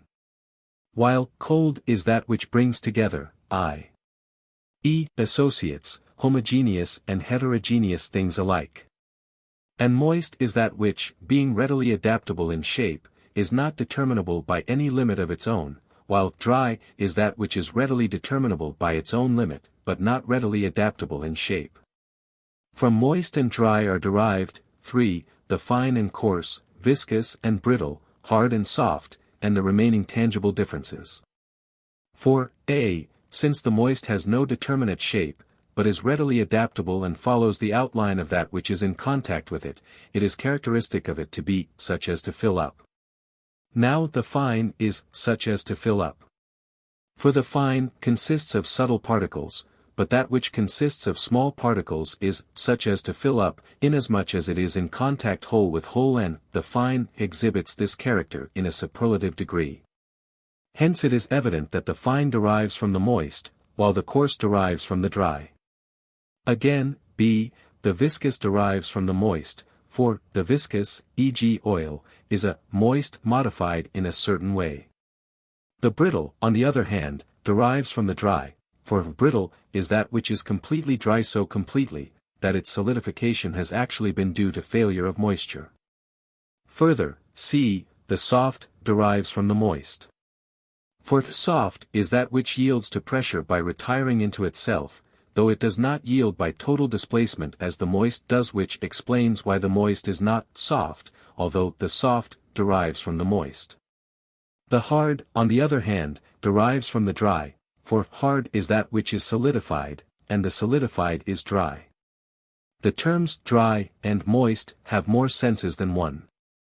For the damp, as well as the moist, is opposed to the dry, and again the solidified, as well as the dry, is opposed to the moist. But all these qualities derive from the dry and moist we mentioned first. For the dry is opposed to the damp, i.e. damp is that which has foreign moisture on its surface, sodden being that which is penetrated to its core, while dry is that which has lost foreign moisture. Hence it is evident that the damp will derive from the moist, and the dry which is opposed to it will derive from the primary dry. Again, too, the moist and the solidified derive in the same way from the primary pair. For the moist is that which contains moisture of its own deep within it, sodden being that which is deeply penetrated by foreign moisture, whereas solidified is that which has lost this inner moisture. Hence these two derive from the primary pair, that are solidified from the dry and that are solidified from the dry, that liquefiable from the moist. It is clear, then, that all the other differences reduce to the first four, but that these admit of no further reduction. For the hot is not essentially moist or dry, nor the moist essentially hot or cold, nor are the cold and the dry derivative forms either of one another or of the hot and the moist. Hence these must be four. 3. The elementary qualities are four, and any four terms can be combined in 6 couples. Contraries, however, refuse to be coupled, for it is impossible for the same thing to be hot and cold, or moist and dry. Hence it is evident that the couplings of the elementary qualities will be four, hot with dry and moist with hot, and again cold with dry and cold with moist. And these four couples have attached themselves to the apparently simple bodies, fire, air, water, and earth, in a manner consonant with theory. For fire is hot and dry, whereas air is hot and moist, air being a sort of aqueous vapor. And water is cold and moist, while earth is cold and dry. Thus the differences are reasonably distributed among the primary bodies, and the number of the latter is consonant with theory. For all who make the simple bodies elements postulate either 1, or 2, or 3, or 4. Now, those who assert there is one only, and then generate everything else by condensation and rarefaction, are in effect making their originative sources two, viz. the rare and the dense, or rather the hot and the cold, for it is these which are the molding forces, while the one underlies them as of matter. But, 2, those who postulate 2 from the start as Parmenides postulated fire and earth make the intermediates, e.g. air and water, blends of these. The same course is followed, 3, by those who advocate 3. We may compare what Plato does in divisions, for he makes the middle a blend. Indeed, there is practically no difference between those who postulate 2 and those who postulate 3, except that the former split the middle element into 2, while the latter treat it as only 1. But, 4, some advocate 4 from the start, e.g. Empedocles, yet he too draws them together so as to reduce them to the 2, for he opposes all the others to fire. In fact, however, fire and air, and each of the bodies we have mentioned, are not simple, but blended. The simple bodies are indeed similar in nature to them, but not identical with them. Thus the simple body corresponding to fire is such as fire, not fire, that which corresponds to air is such as air, and so on with the rest of them.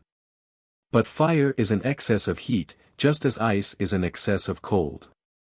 For freezing and boiling are excesses of heat and cold respectively. Assuming, therefore, that ice is a freezing of moist and cold, fire analogously will be a boiling of dry and hot, a fact, by the way, which explains why nothing comes to be either out of ice or out of fire. The simple bodies, since they are 4, fall into 2 pairs which belong to the 2 regions, each to each, for fire and air are forms of the body moving towards the limit, while earth and water are forms of the body which moves towards the center. Fire and earth, moreover, are extremes and purest, water and air, on the contrary, are intermediates and more like blends. And, further, the members of either pair are contrary to those of the other, water being contrary to fire and earth to air. For the qualities constituting water and earth are contrary to those that constitute fire and air. Nevertheless, since they are 4, each of them is characterized par excellence a single quality, earth by dry rather than by cold, water by cold rather than by moist, air by moist rather than by hot, and fire by hot rather than by dry. 4. It has been established before that the coming to be of the simple bodies is reciprocal. At the same time, it is manifest, even on the evidence of perception, that they do come to be, for otherwise there would not have been alteration, since alteration is change in respect to the qualities of the objects of touch. Consequently, we must explain, what is the manner of their reciprocal transformation, and, 2, whether every one of them can come to be out of every one or whether some can do so, but not others. Now it is evident that all of them are by nature such as to change into one another, for coming to be is a change into contraries and out of contraries. And that elements all involve a contrariety in their mutual relations because their distinctive qualities are contrary. For in some of them both qualities are contrary e.g., in fire and water, the first of these being dry and hot, and the second moist and cold, while in others one of the qualities, though only one, is contrary e.g. In air and water, the first being moist and hot, and the second moist and cold. It is evident, therefore, if we consider them in general, that every one is by nature such as to come to be out of every one, and when we come to consider them severally, it is not difficult to see the manner in which their transformation is effected. For, though all will result from all, both the speed and the facility of their conversion will differ in degree. Thus, the process of conversion will be quick between those which have interchangeable, complementary factors, but slow between those which have none. The reason is that it is easier for a single thing to change than for many. Air, e.g., will result from fire if a single quality changes, for fire, as we saw, is hot and dry while air is hot and moist, so that there will be air if the dry be overcome by the moist. Again, water will result from air if the hot be overcome by the cold, for air, as we saw, is hot and moist while water is cold and moist, so that, if the hot changes, there will be water. So too, in the same manner, earth will result from water and fire from earth, since the two elements in both these couples have interchangeable, complementary factors.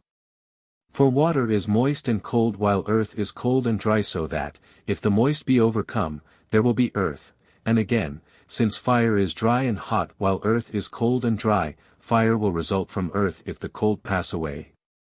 It is evident, therefore, that the coming to be of the simple bodies will be cyclical, and that this cyclical method of transformation is the easiest, because the consecutive elements contain interchangeable, complementary factors.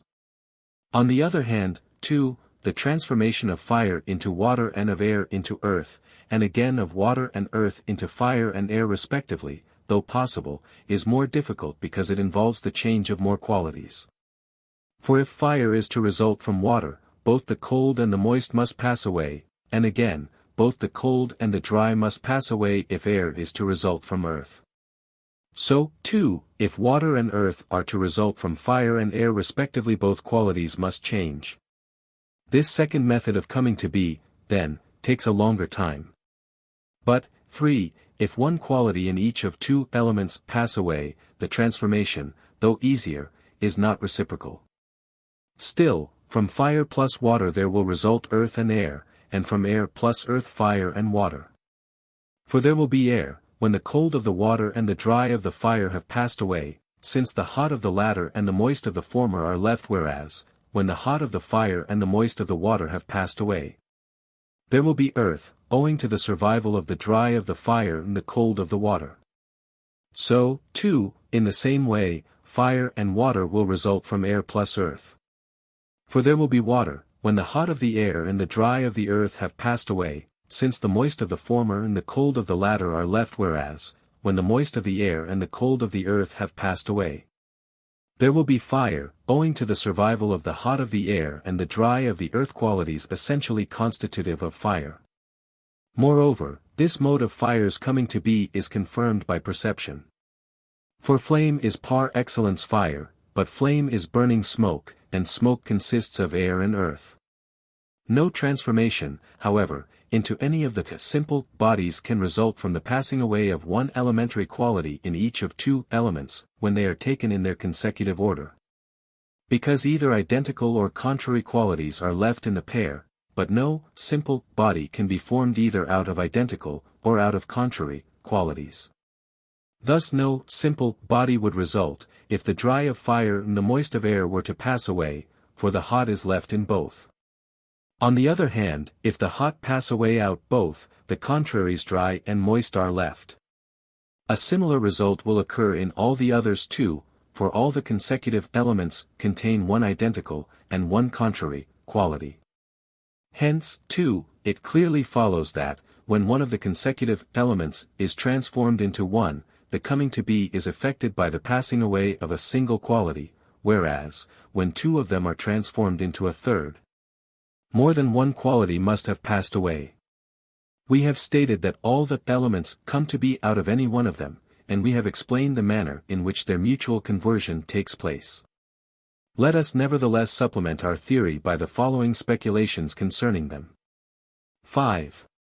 If water, air, and the like are a matter of which the natural bodies consist, as some thinkers in fact believe, these elements must be either one, or two, or more.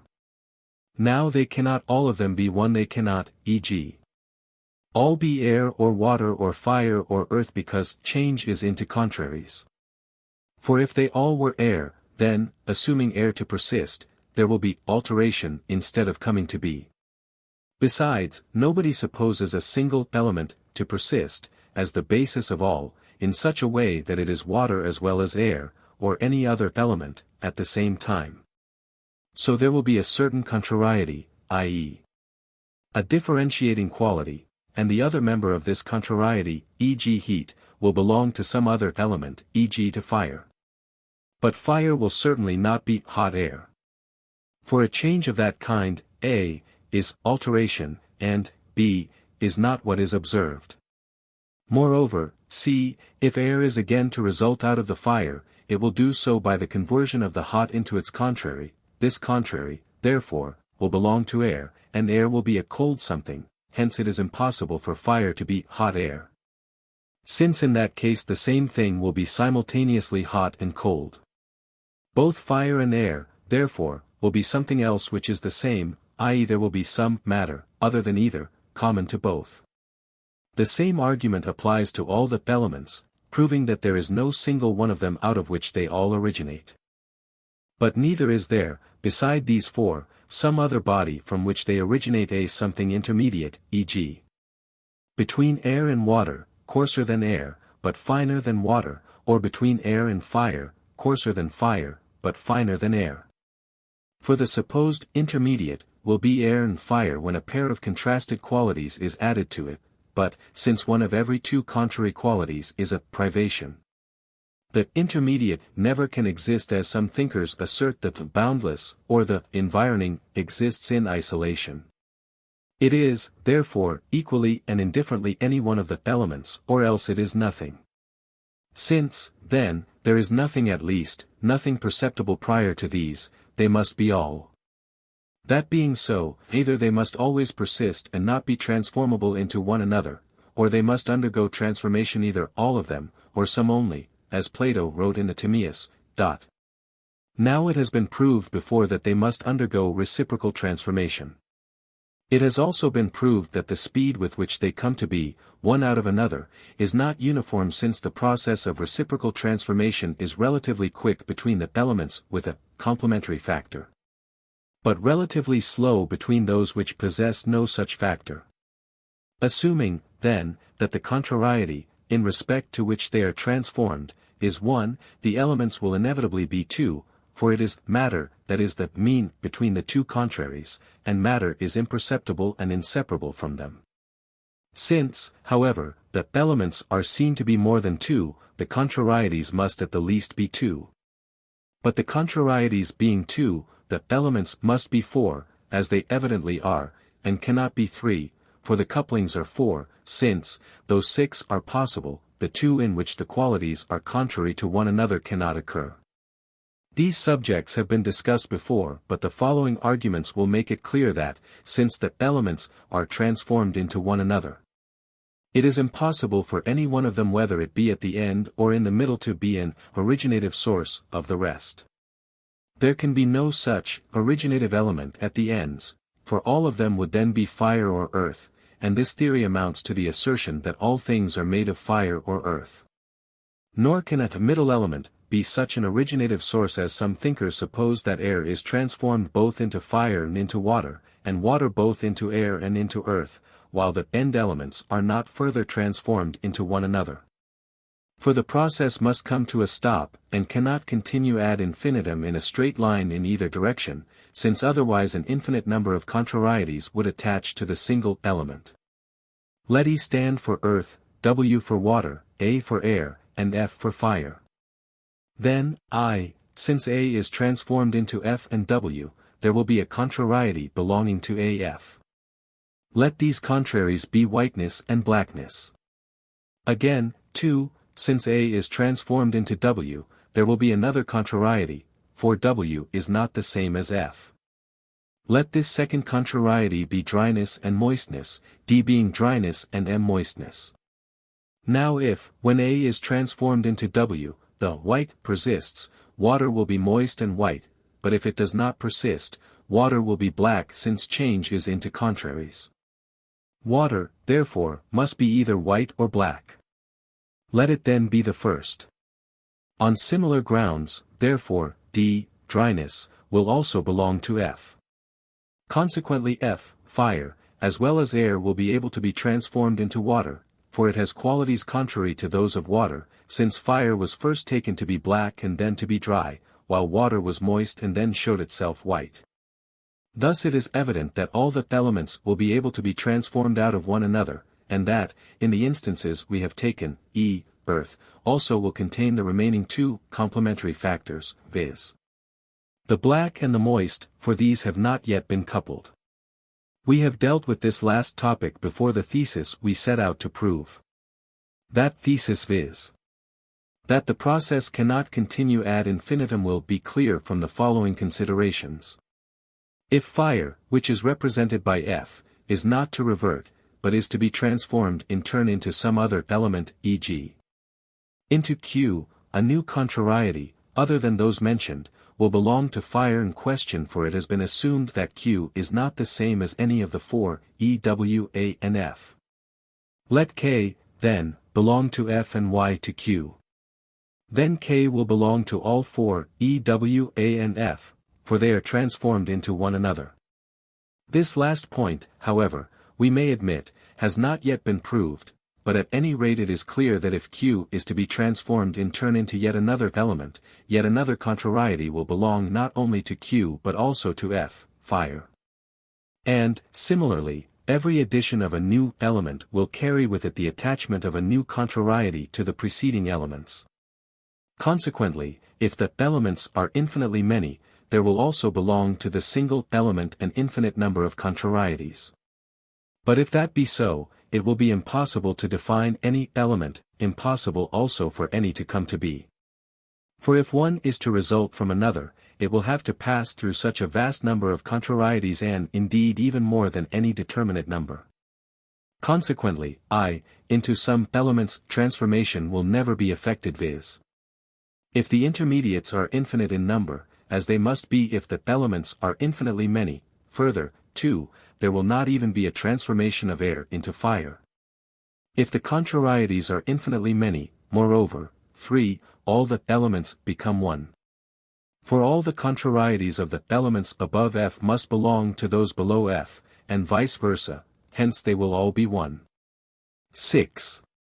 As for those who agree with Empedocles that the elements of body are more than one, so that they are not transformed into one another, one may well wonder in what sense it is open to them to maintain that the elements are comparable. Yet Empedocles says, for these are all not only equal. If it is meant that they are comparable in their amount, all the comparables must possess an identical something whereby they are measured. If, e.g., 1 pint of water yields 10 of air, both are measured by the same unit, and therefore both were from the first an identical something. On the other hand, suppose, too, they are not comparable in their amount in the sense that so much of the one yields so much of the other, but comparable in power of action, a pint of water, e.g.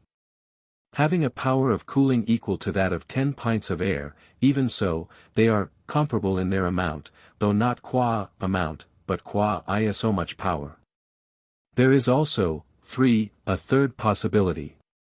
Instead of comparing their powers by the measure of their amount, they might be compared as terms in a correspondence, e.g., as X is hot, so correspondingly Y is white. But correspondence, though it means equality in the quantum, means similarity in a quale. Thus it is manifestly absurd that the simple bodies, though they are not transformable, are comparable not merely as corresponding, but by a measure of their powers, i.e., that so much fire is comparable with many times that amount of air, as being equally or similarly hot. For the same thing, if it be greater in amount, will, since it belongs to the same kind, have its ratio correspondingly increased. A further objection to the theory of Empedocles is that it makes even growth impossible, unless it be increased by addition. For his fire increases by fire, and earth increases its own frame and ether increases ether. These, however, are cases of addition, but it is not by addition that growing things are believed to increase. And it is far more difficult for him to account for the coming to be which occurs in nature. For the things which come to be by natural process all exhibit, in their coming to be, a uniformity either absolute or highly regular, while any exceptions, any results which are in accordance neither with the invariable nor with the general rule are products of chance and luck. Then what is the cause determining that man comes to be from man, that wheat, instead of an olive, comes to be from wheat either invariably or generally? Are we to say, bone comes to be if the elements be put together in such and such a manner? For, according to his own statements, nothing comes to be from their fortuitous consilience, but only from their consilience in a certain proportion. What, then, is the cause of this proportional consilience? Presumably not fire or earth. But neither is it love and strife, for the former is a cause of association only, and the latter only of dissociation. No, the cause in question is the essential nature of each thing, not merely to quote his words, a mingling and a divorce of what has been mingled. And chance, not proportion, is the name given to these occurrences, for things can be mingled fortuitously. The cause, therefore, of the coming to be of the things which owe their existence to nature is that they are in such and such a determinate condition, and it is this which constitutes the nature of each thing, a nature about which he says nothing. What he says, therefore, is no explanation of nature. Moreover, it is this which is both the excellence of each thing and its good, whereas he assigns the whole credit to the mingling. And yet the elements at all events are dissociated not by strife, but by love, since the elements are by nature prior to the deity, and they too are deities. Again, his account of motion is vague. For it is not an adequate explanation to say that love and strife set things moving, unless the very nature of love is a movement of this kind and the very nature of strife a movement of that kind. He ought, then, either to have defined or to have postulated these characteristic movements, or to have demonstrated them whether strictly or laxly or in some other fashion. Moreover, since, a. the simple bodies appear to move naturally as well as by compulsion, i.e. in a manner contrary to nature, fire e.g. appears to move upwards without compulsion, though it appears to move by compulsion downwards. And since, b. what is natural is contrary to that which is due to compulsion, and movement by compulsion actually occurs, it follows that natural movement can also occur in fact. Is this, then, the movement that love sets going? No, for, on the contrary, the natural movement moves earth downwards and resembles dissociation, and strife rather than love is its cause, so that in general, too, love rather than strife would seem to be contrary to nature. And unless love or strife is actually setting them in motion, the simple bodies themselves have absolutely no movement or rest. But this is paradoxical, and what is more, they do in fact obviously move. For though strife dissociated, it was not by strife that the ether was borne upwards. On the contrary, sometimes he attributes its movement to something like chance, for thus, as it ran, it happened to meet them then, though often otherwise, while at other times he says it is the nature of fire to be borne upwards.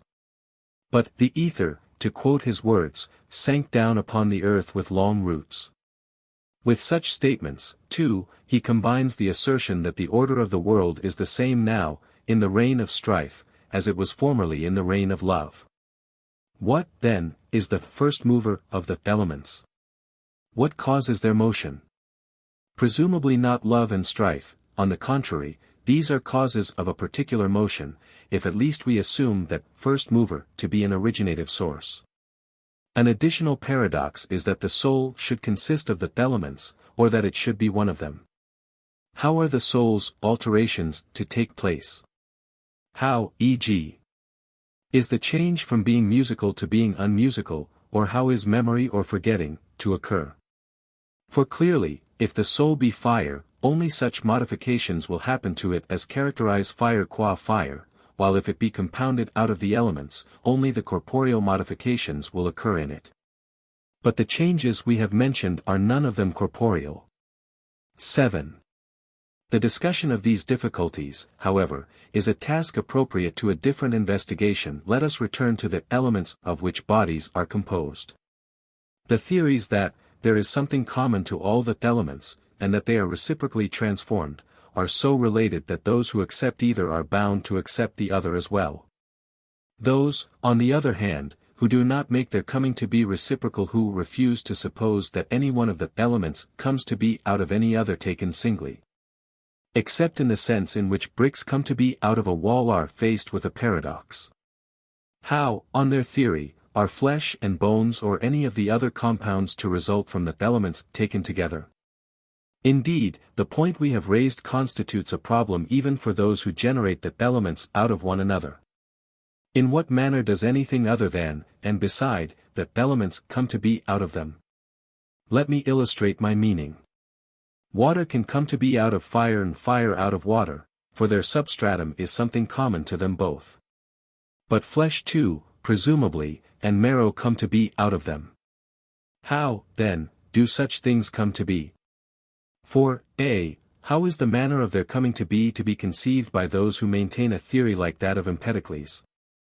They must conceive it as composition, just as a wall comes to be out of bricks and stones, and that mixture, of which they speak, will be composed of the elements.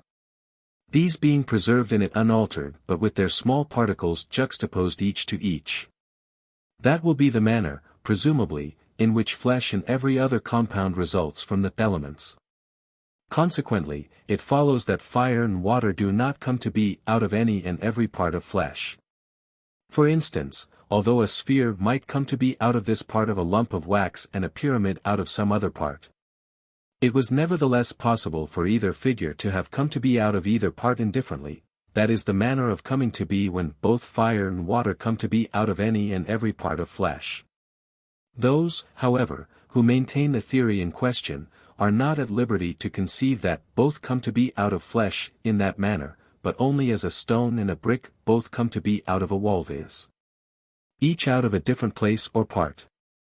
Similarly, b. Even for those who postulate a single matter of their elements, there is a certain difficulty in explaining how anything is to result from two of them taken together, e.g. from cold and hot, or from fire and earth. For if flesh consists of both and is neither of them, nor again is a composition of them in which they are preserved unaltered, what alternative is left except to identify the resultant of the two elements with their matter? For the passing away of either element produces either the other or the matter. Perhaps we may suggest the following solution. I. There are differences of degree in hot and cold. Although, therefore, when either is fully real without qualification, the other will exist potentially. Yet, when neither exists in the full completeness of its being, but both by combining destroy one another's excesses, so that there exist instead a hot which, for a hot, is cold, and a cold which, for a cold, is hot. Then what results from these two contraries will be neither their matter, nor either of them existing in its full reality without qualification. There will result instead an intermediate, and this intermediate, according as it is potentially more hot than cold or vice versa, will possess a power of heating that is double or triple its power of cooling. or otherwise related thereto in some similar ratio. Thus all the other bodies will result from the contraries, or rather from the elements, in so far as these have been combined, while the elements will result from the contraries. In so far as these exist potentially, in a special sense, not as matter exists potentially, but in the sense explained above. And when a thing comes to be in this manner, the process is combination, whereas what comes to be in the other manner is matter. Moreover, 2. Contraries also suffer action, in accordance with the disjunctively articulated definition established in the early part of this work. For the actually hot is potentially cold and the actually cold potentially hot. So that hot and cold, unless they are equally balanced, are transformed into one another, and all the other contraries behave in a similar way. It is thus, then, that in the first place the elements are transformed. And that, in the second place, out of the elements there come to be flesh and bones and the like, the hot becoming cold and the cold becoming hot when they have been brought to the mean. For at the mean is neither hot nor cold. The mean, however, is of considerable extent and not indivisible. Similarly, it is qua reduced to a mean condition that the dry and the moist, as well as the contraries we have used as examples, produce flesh and bone and the remaining compounds. 8. All the compound bodies, all of which exist in the region belonging to the central body, are composed of all the simple bodies. For they all contain earth, because every simple body is to be found specially and most abundantly in its own place. And they all contain water, because, a. the compound must possess a definite outline, and water, alone of the simple bodies, is readily adaptable in shape. Moreover, b. earth has no power of cohesion without the moist. On the contrary, the moist is what holds it together, for it would fall to pieces if the moist were eliminated from it completely. They contain earth and water, then, for the reasons we have given, and they contain air and fire, because these are contrary to earth and water, earth being contrary to air and water to fire. In so far as one substance can be contrary to another. Now all compounds presuppose in their coming to be constituents which are contrary to one another, and in all compounds there is contained one set of the contrasted extremes. Hence the other set must be contained in them also, so that every compound will include all the simple bodies. Additional evidence seems to be furnished by the food each compound takes. For all of them are fed by substances which are the same as their constituents, and all of them are fed by more substances than one. Indeed, even the plants, though it might be thought they are fed by one substance only, viz. by water, are fed by more than one, for earth has been mixed with the water. That is why farmers too endeavor to mix before watering. Although food is akin to the matter, that which is fed is the figure I.e. the form taken along with the matter. This fact enables us to understand why, whereas all the simple bodies come to be out of one another, fire is the only one of them which, as our predecessors also assert, is fed. For fire alone or more than all the rest is akin to the form, because it tends by nature to be borne towards the limit. Now each of them naturally tends to be borne towards its own place, but the figure I.e. the form of them all is at the limits. Thus we have explained that all the compound bodies are composed of all the simple bodies. 9. Since some things are such as to come to be and pass away, and since coming to be in fact occurs in the region about the center, we must explain the number and the nature of the originative sources of all coming to be alike, for a grasp of the true theory of any universal facilitates the understanding of its specific forms. The originative sources, then, of the things which come to be are equal in number to, and identical in kind with, those in the sphere of the eternal and primary things. For there is one in the sense of matter, and a second in the sense of form, and, in addition, the third originative source must be present as well. For the two first are not sufficient to bring things into being, any more than they are adequate to account for the primary things.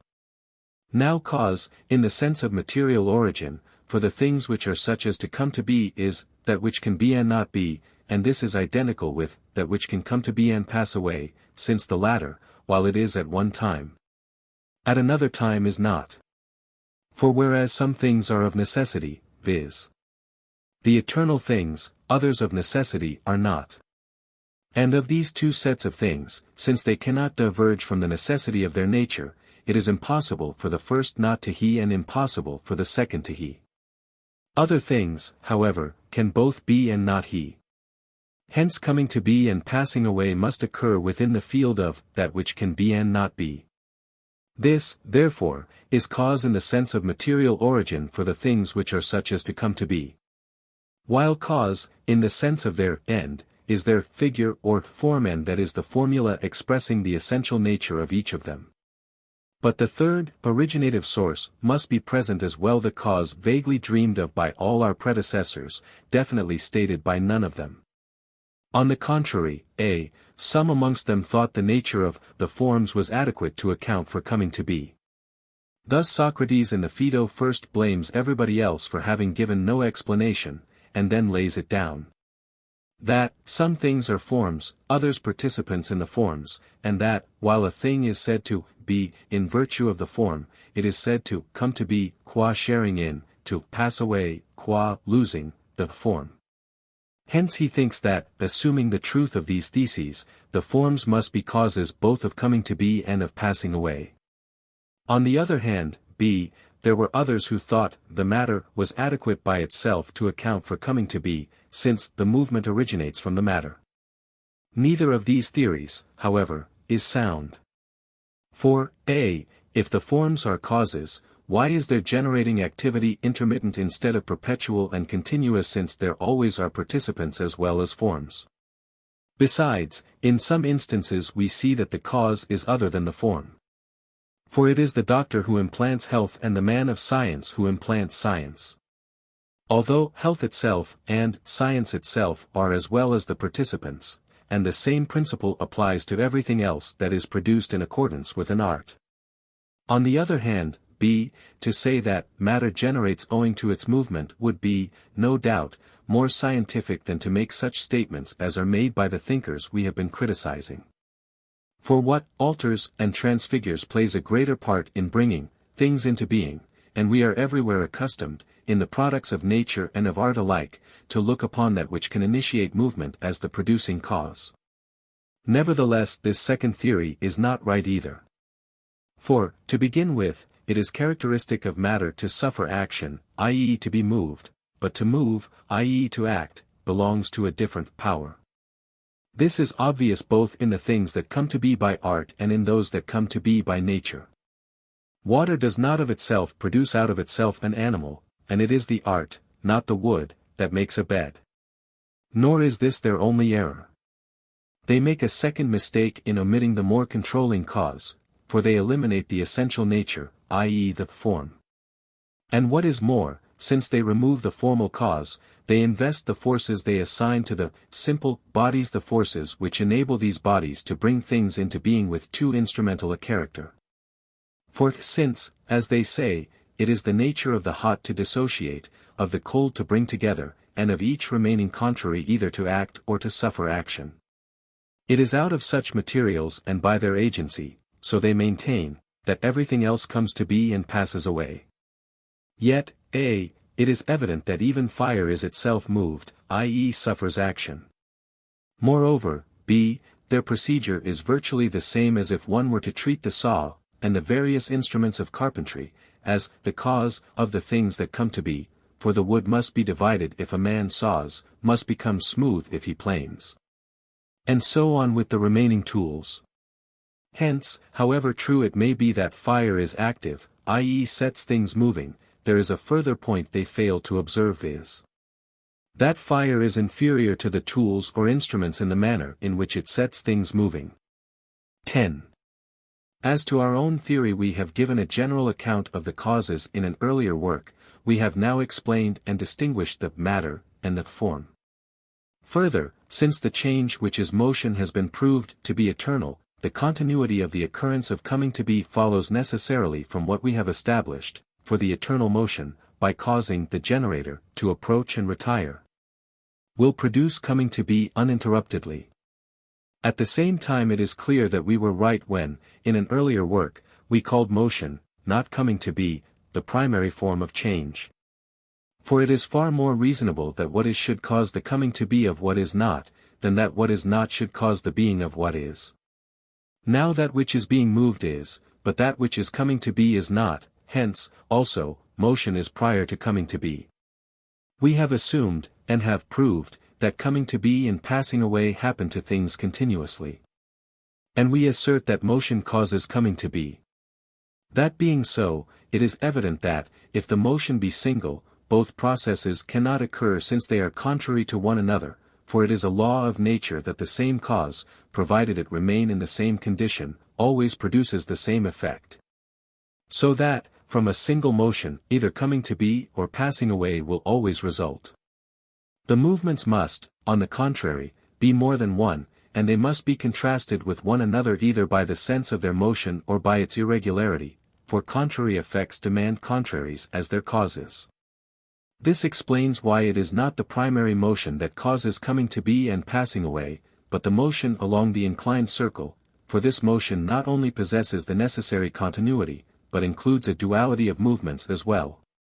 For if coming to be and passing away are always to be continuous, there must be some body always being moved, in order that these changes may not fail, and moved with a duality of movements, in order that both changes, not one only, may result. Now the continuity of this movement is caused by the motion of the whole, but the approaching and retreating of the moving body are caused by the inclination.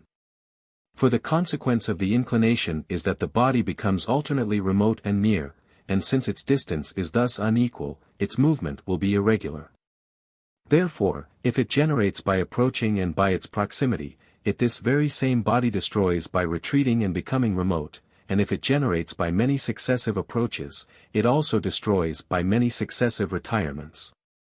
For contrary effects demand contraries as their causes, and the natural processes of passing away and coming to be occupy equal periods of time. Hence, too, the times i.e. the lives of the several kinds of living things have a number by which they are distinguished, for there is an order controlling all things, and every time, i.e. every life, is measured by a period. Not all of them, however, are measured by the same period, but some by a smaller and others by a greater one, for to some of them the period, which is their measure, is a year, while to some it is longer and to others shorter. And there are facts of observation in manifest agreement with our theories. Thus we see that coming to be occurs as the sun approaches and decay as it retreats, and we see that the two processes occupy equal times. For the durations of the natural processes of passing away and coming to be are equal. Nevertheless it often happens that things pass away in too short a time. This is due to the intermingling by which the things that come to be and pass away are implicated with one another. For their matter is irregular, i.e. is not everywhere the same, hence the processes by which they come to be must be irregular too, i.e. some too quick and others too slow. Consequently the phenomenon in question occurs, because the irregular coming to be of these things is the passing away of other things. Coming to be and passing away will, as we have said, always be continuous, and will never fail owing to the cause we stated. And this continuity has a sufficient reason on our theory. For in all things, as we affirm, nature always strives after the better. Now, being, we have explained elsewhere the exact variety of meanings we recognize in this term, is better than not being, but not all things can possess being, since they are too far removed from the originative source. God therefore adopted the remaining alternative, and fulfilled the perfection of the universe by making coming to be uninterrupted, for the greatest possible coherence would thus be secured to existence. Because that, coming to be should itself come to be perpetually, is the closest approximation to eternal being. The cause of this perpetuity of coming to be, as we have often said, is circular motion, for that is the only motion which is continuous. That, too, is why all the other things which are reciprocally transformed in virtue of their passions and their powers of action, e.g. the simple bodies imitate circular motion. For when water is transformed into air, air into fire, and the fire back into water, we say the coming to be has completed the circle, because it reverts again to the beginning. Hence it is by imitating circular motion that rectilinear motion too is continuous. These considerations serve at the same time to explain what is to some people a baffling problem, viz. Why the simple bodies, since each them is traveling towards its own place, have not become dissevered from one another in the infinite lapse of time. The reason is their reciprocal transformation. For, had each of them persisted in its own place instead of being transformed by its neighbor, they would have got dissevered long ago. They are transformed, however, owing to the motion with its dual character, and because they are transformed, none of them is able to persist in any place allotted to it by the order. It is clear from what has been said, I, that coming to be and passing away actually occur, 2, what causes them, and, 3, what subject undergoes them. But, a, if there is to be movement, as we have explained elsewhere, in an earlier work, there must be something which initiates it. If there is to be movement always, there must always be something which initiates it. If the movement is to be continuous, what initiates it must be single, unmoved, ungenerated, and incapable of alteration. And if the circular movements are more than one, their initiating causes must all of them, in spite of their plurality, be in some way subordinated to a single, originative source. Further, b, since time is continuous, movement must be continuous, inasmuch as there can be no time without movement. Time, therefore, is a number of some continuous movement, a number, therefore, of the circular movement, as was established in the discussions at the beginning. But, c, is movement continuous because of the continuity of that which is moved, or because that in which the movement occurs, I mean, e.g. the place or the quality, is continuous? The answer must clearly be because that which is moved is continuous. For how can the quality be continuous except in virtue of the continuity of the thing to which it belongs? But if the continuity of that in which contributes to make the movement continuous, this is true only of the place in which, for that has magnitude, in a sense. But, d, amongst continuous bodies which are moved, only that which is moved in a circle is continuous in such a way that it preserves its continuity with itself throughout the movement.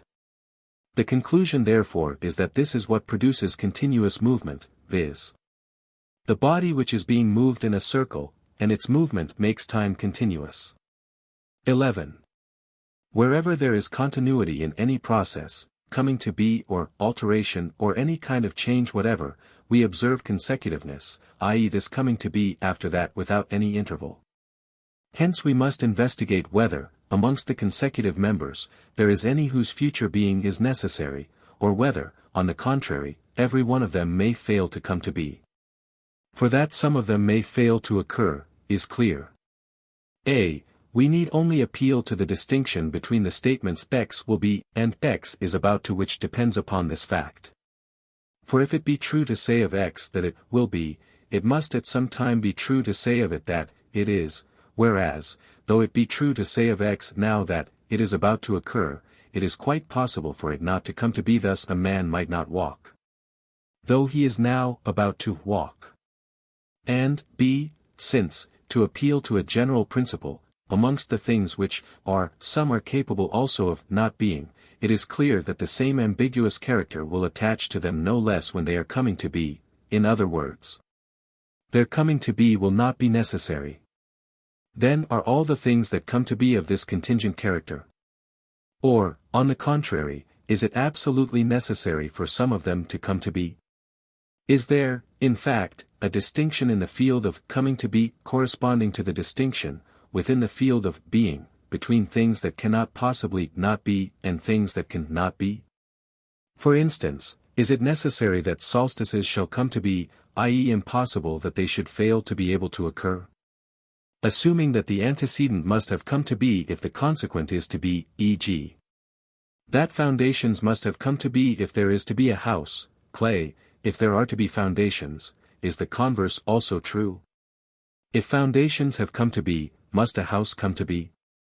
The answer seems to be that the necessary nexus no longer holds, unless it is necessary for the consequent, as well as for the antecedent, to come to be necessary absolutely. If that be the case, however, a house must come to be if foundations have come to be, as well as vice versa. For the antecedent was assumed to be so related to the consequent that, if the latter is to be, the antecedent must have come to be before it.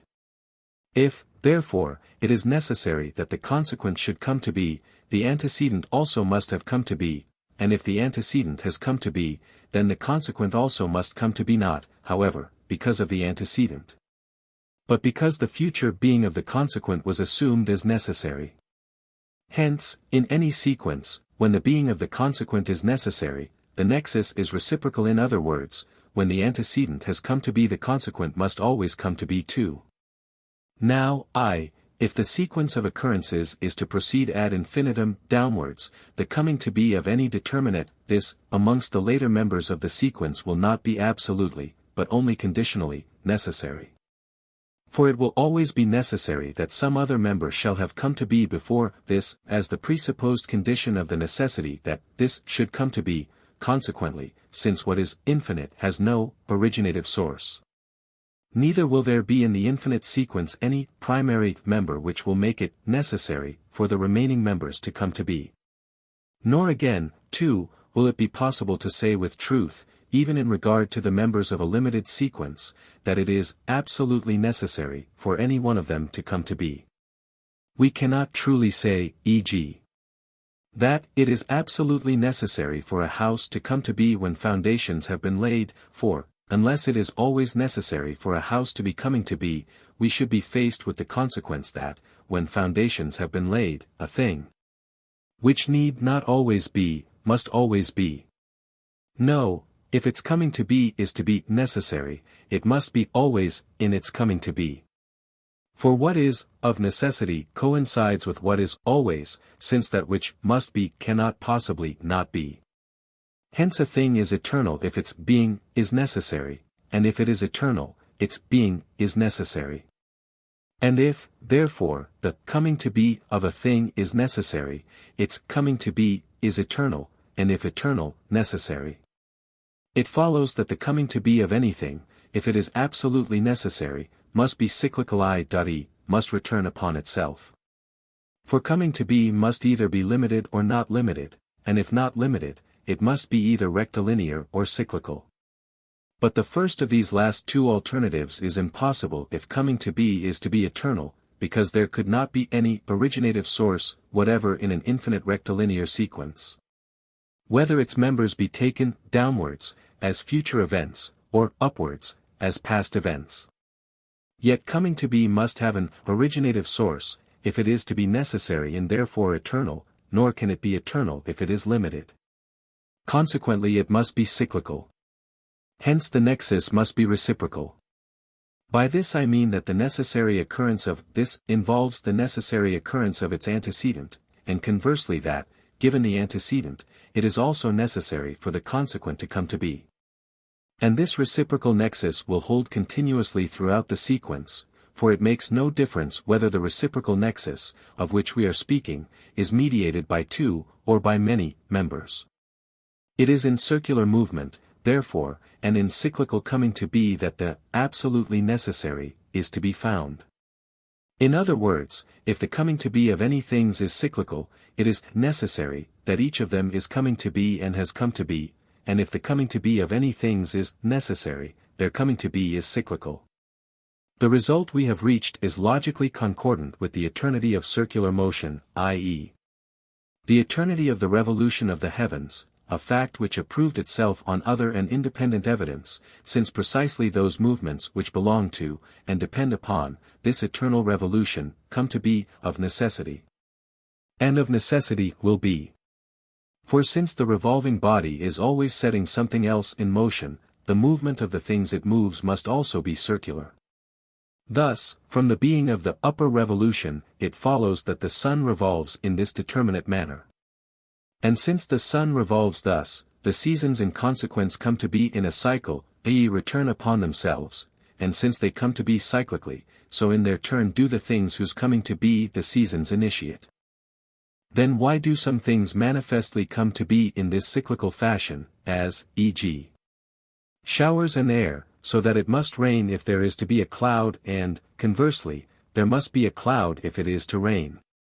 While men and animals do not return upon themselves so that the same individual comes to be a second time, for though your coming to be presupposes your father's, his coming to be does not presuppose yours. Why, on the contrary, does this coming to be seem to constitute a rectilinear sequence? In discussing this new problem, we must begin by inquiring whether all things return upon themselves in a uniform manner. Or whether, on the contrary, though in some sequences what recurs is numerically the same, in other sequences it is the same only in species. In consequence of this distinction, it is evident that those things, whose substance that which is undergoing the process is imperishable, will be numerically, as well as specifically, the same in their recurrence, for the character of the process is determined by the character of that which undergoes it. Those things, on the other hand, whose substance is perishable, not imperishable, must return upon themselves in the sense that what recurs, though specifically the same, is not the same numerically. That why, when water comes to be from air and air from water, the air is the same specifically, not numerically, and if these two recur numerically the same. At any rate this does not happen with things whose substance comes to be whose substance is such that it is essentially capable of not being.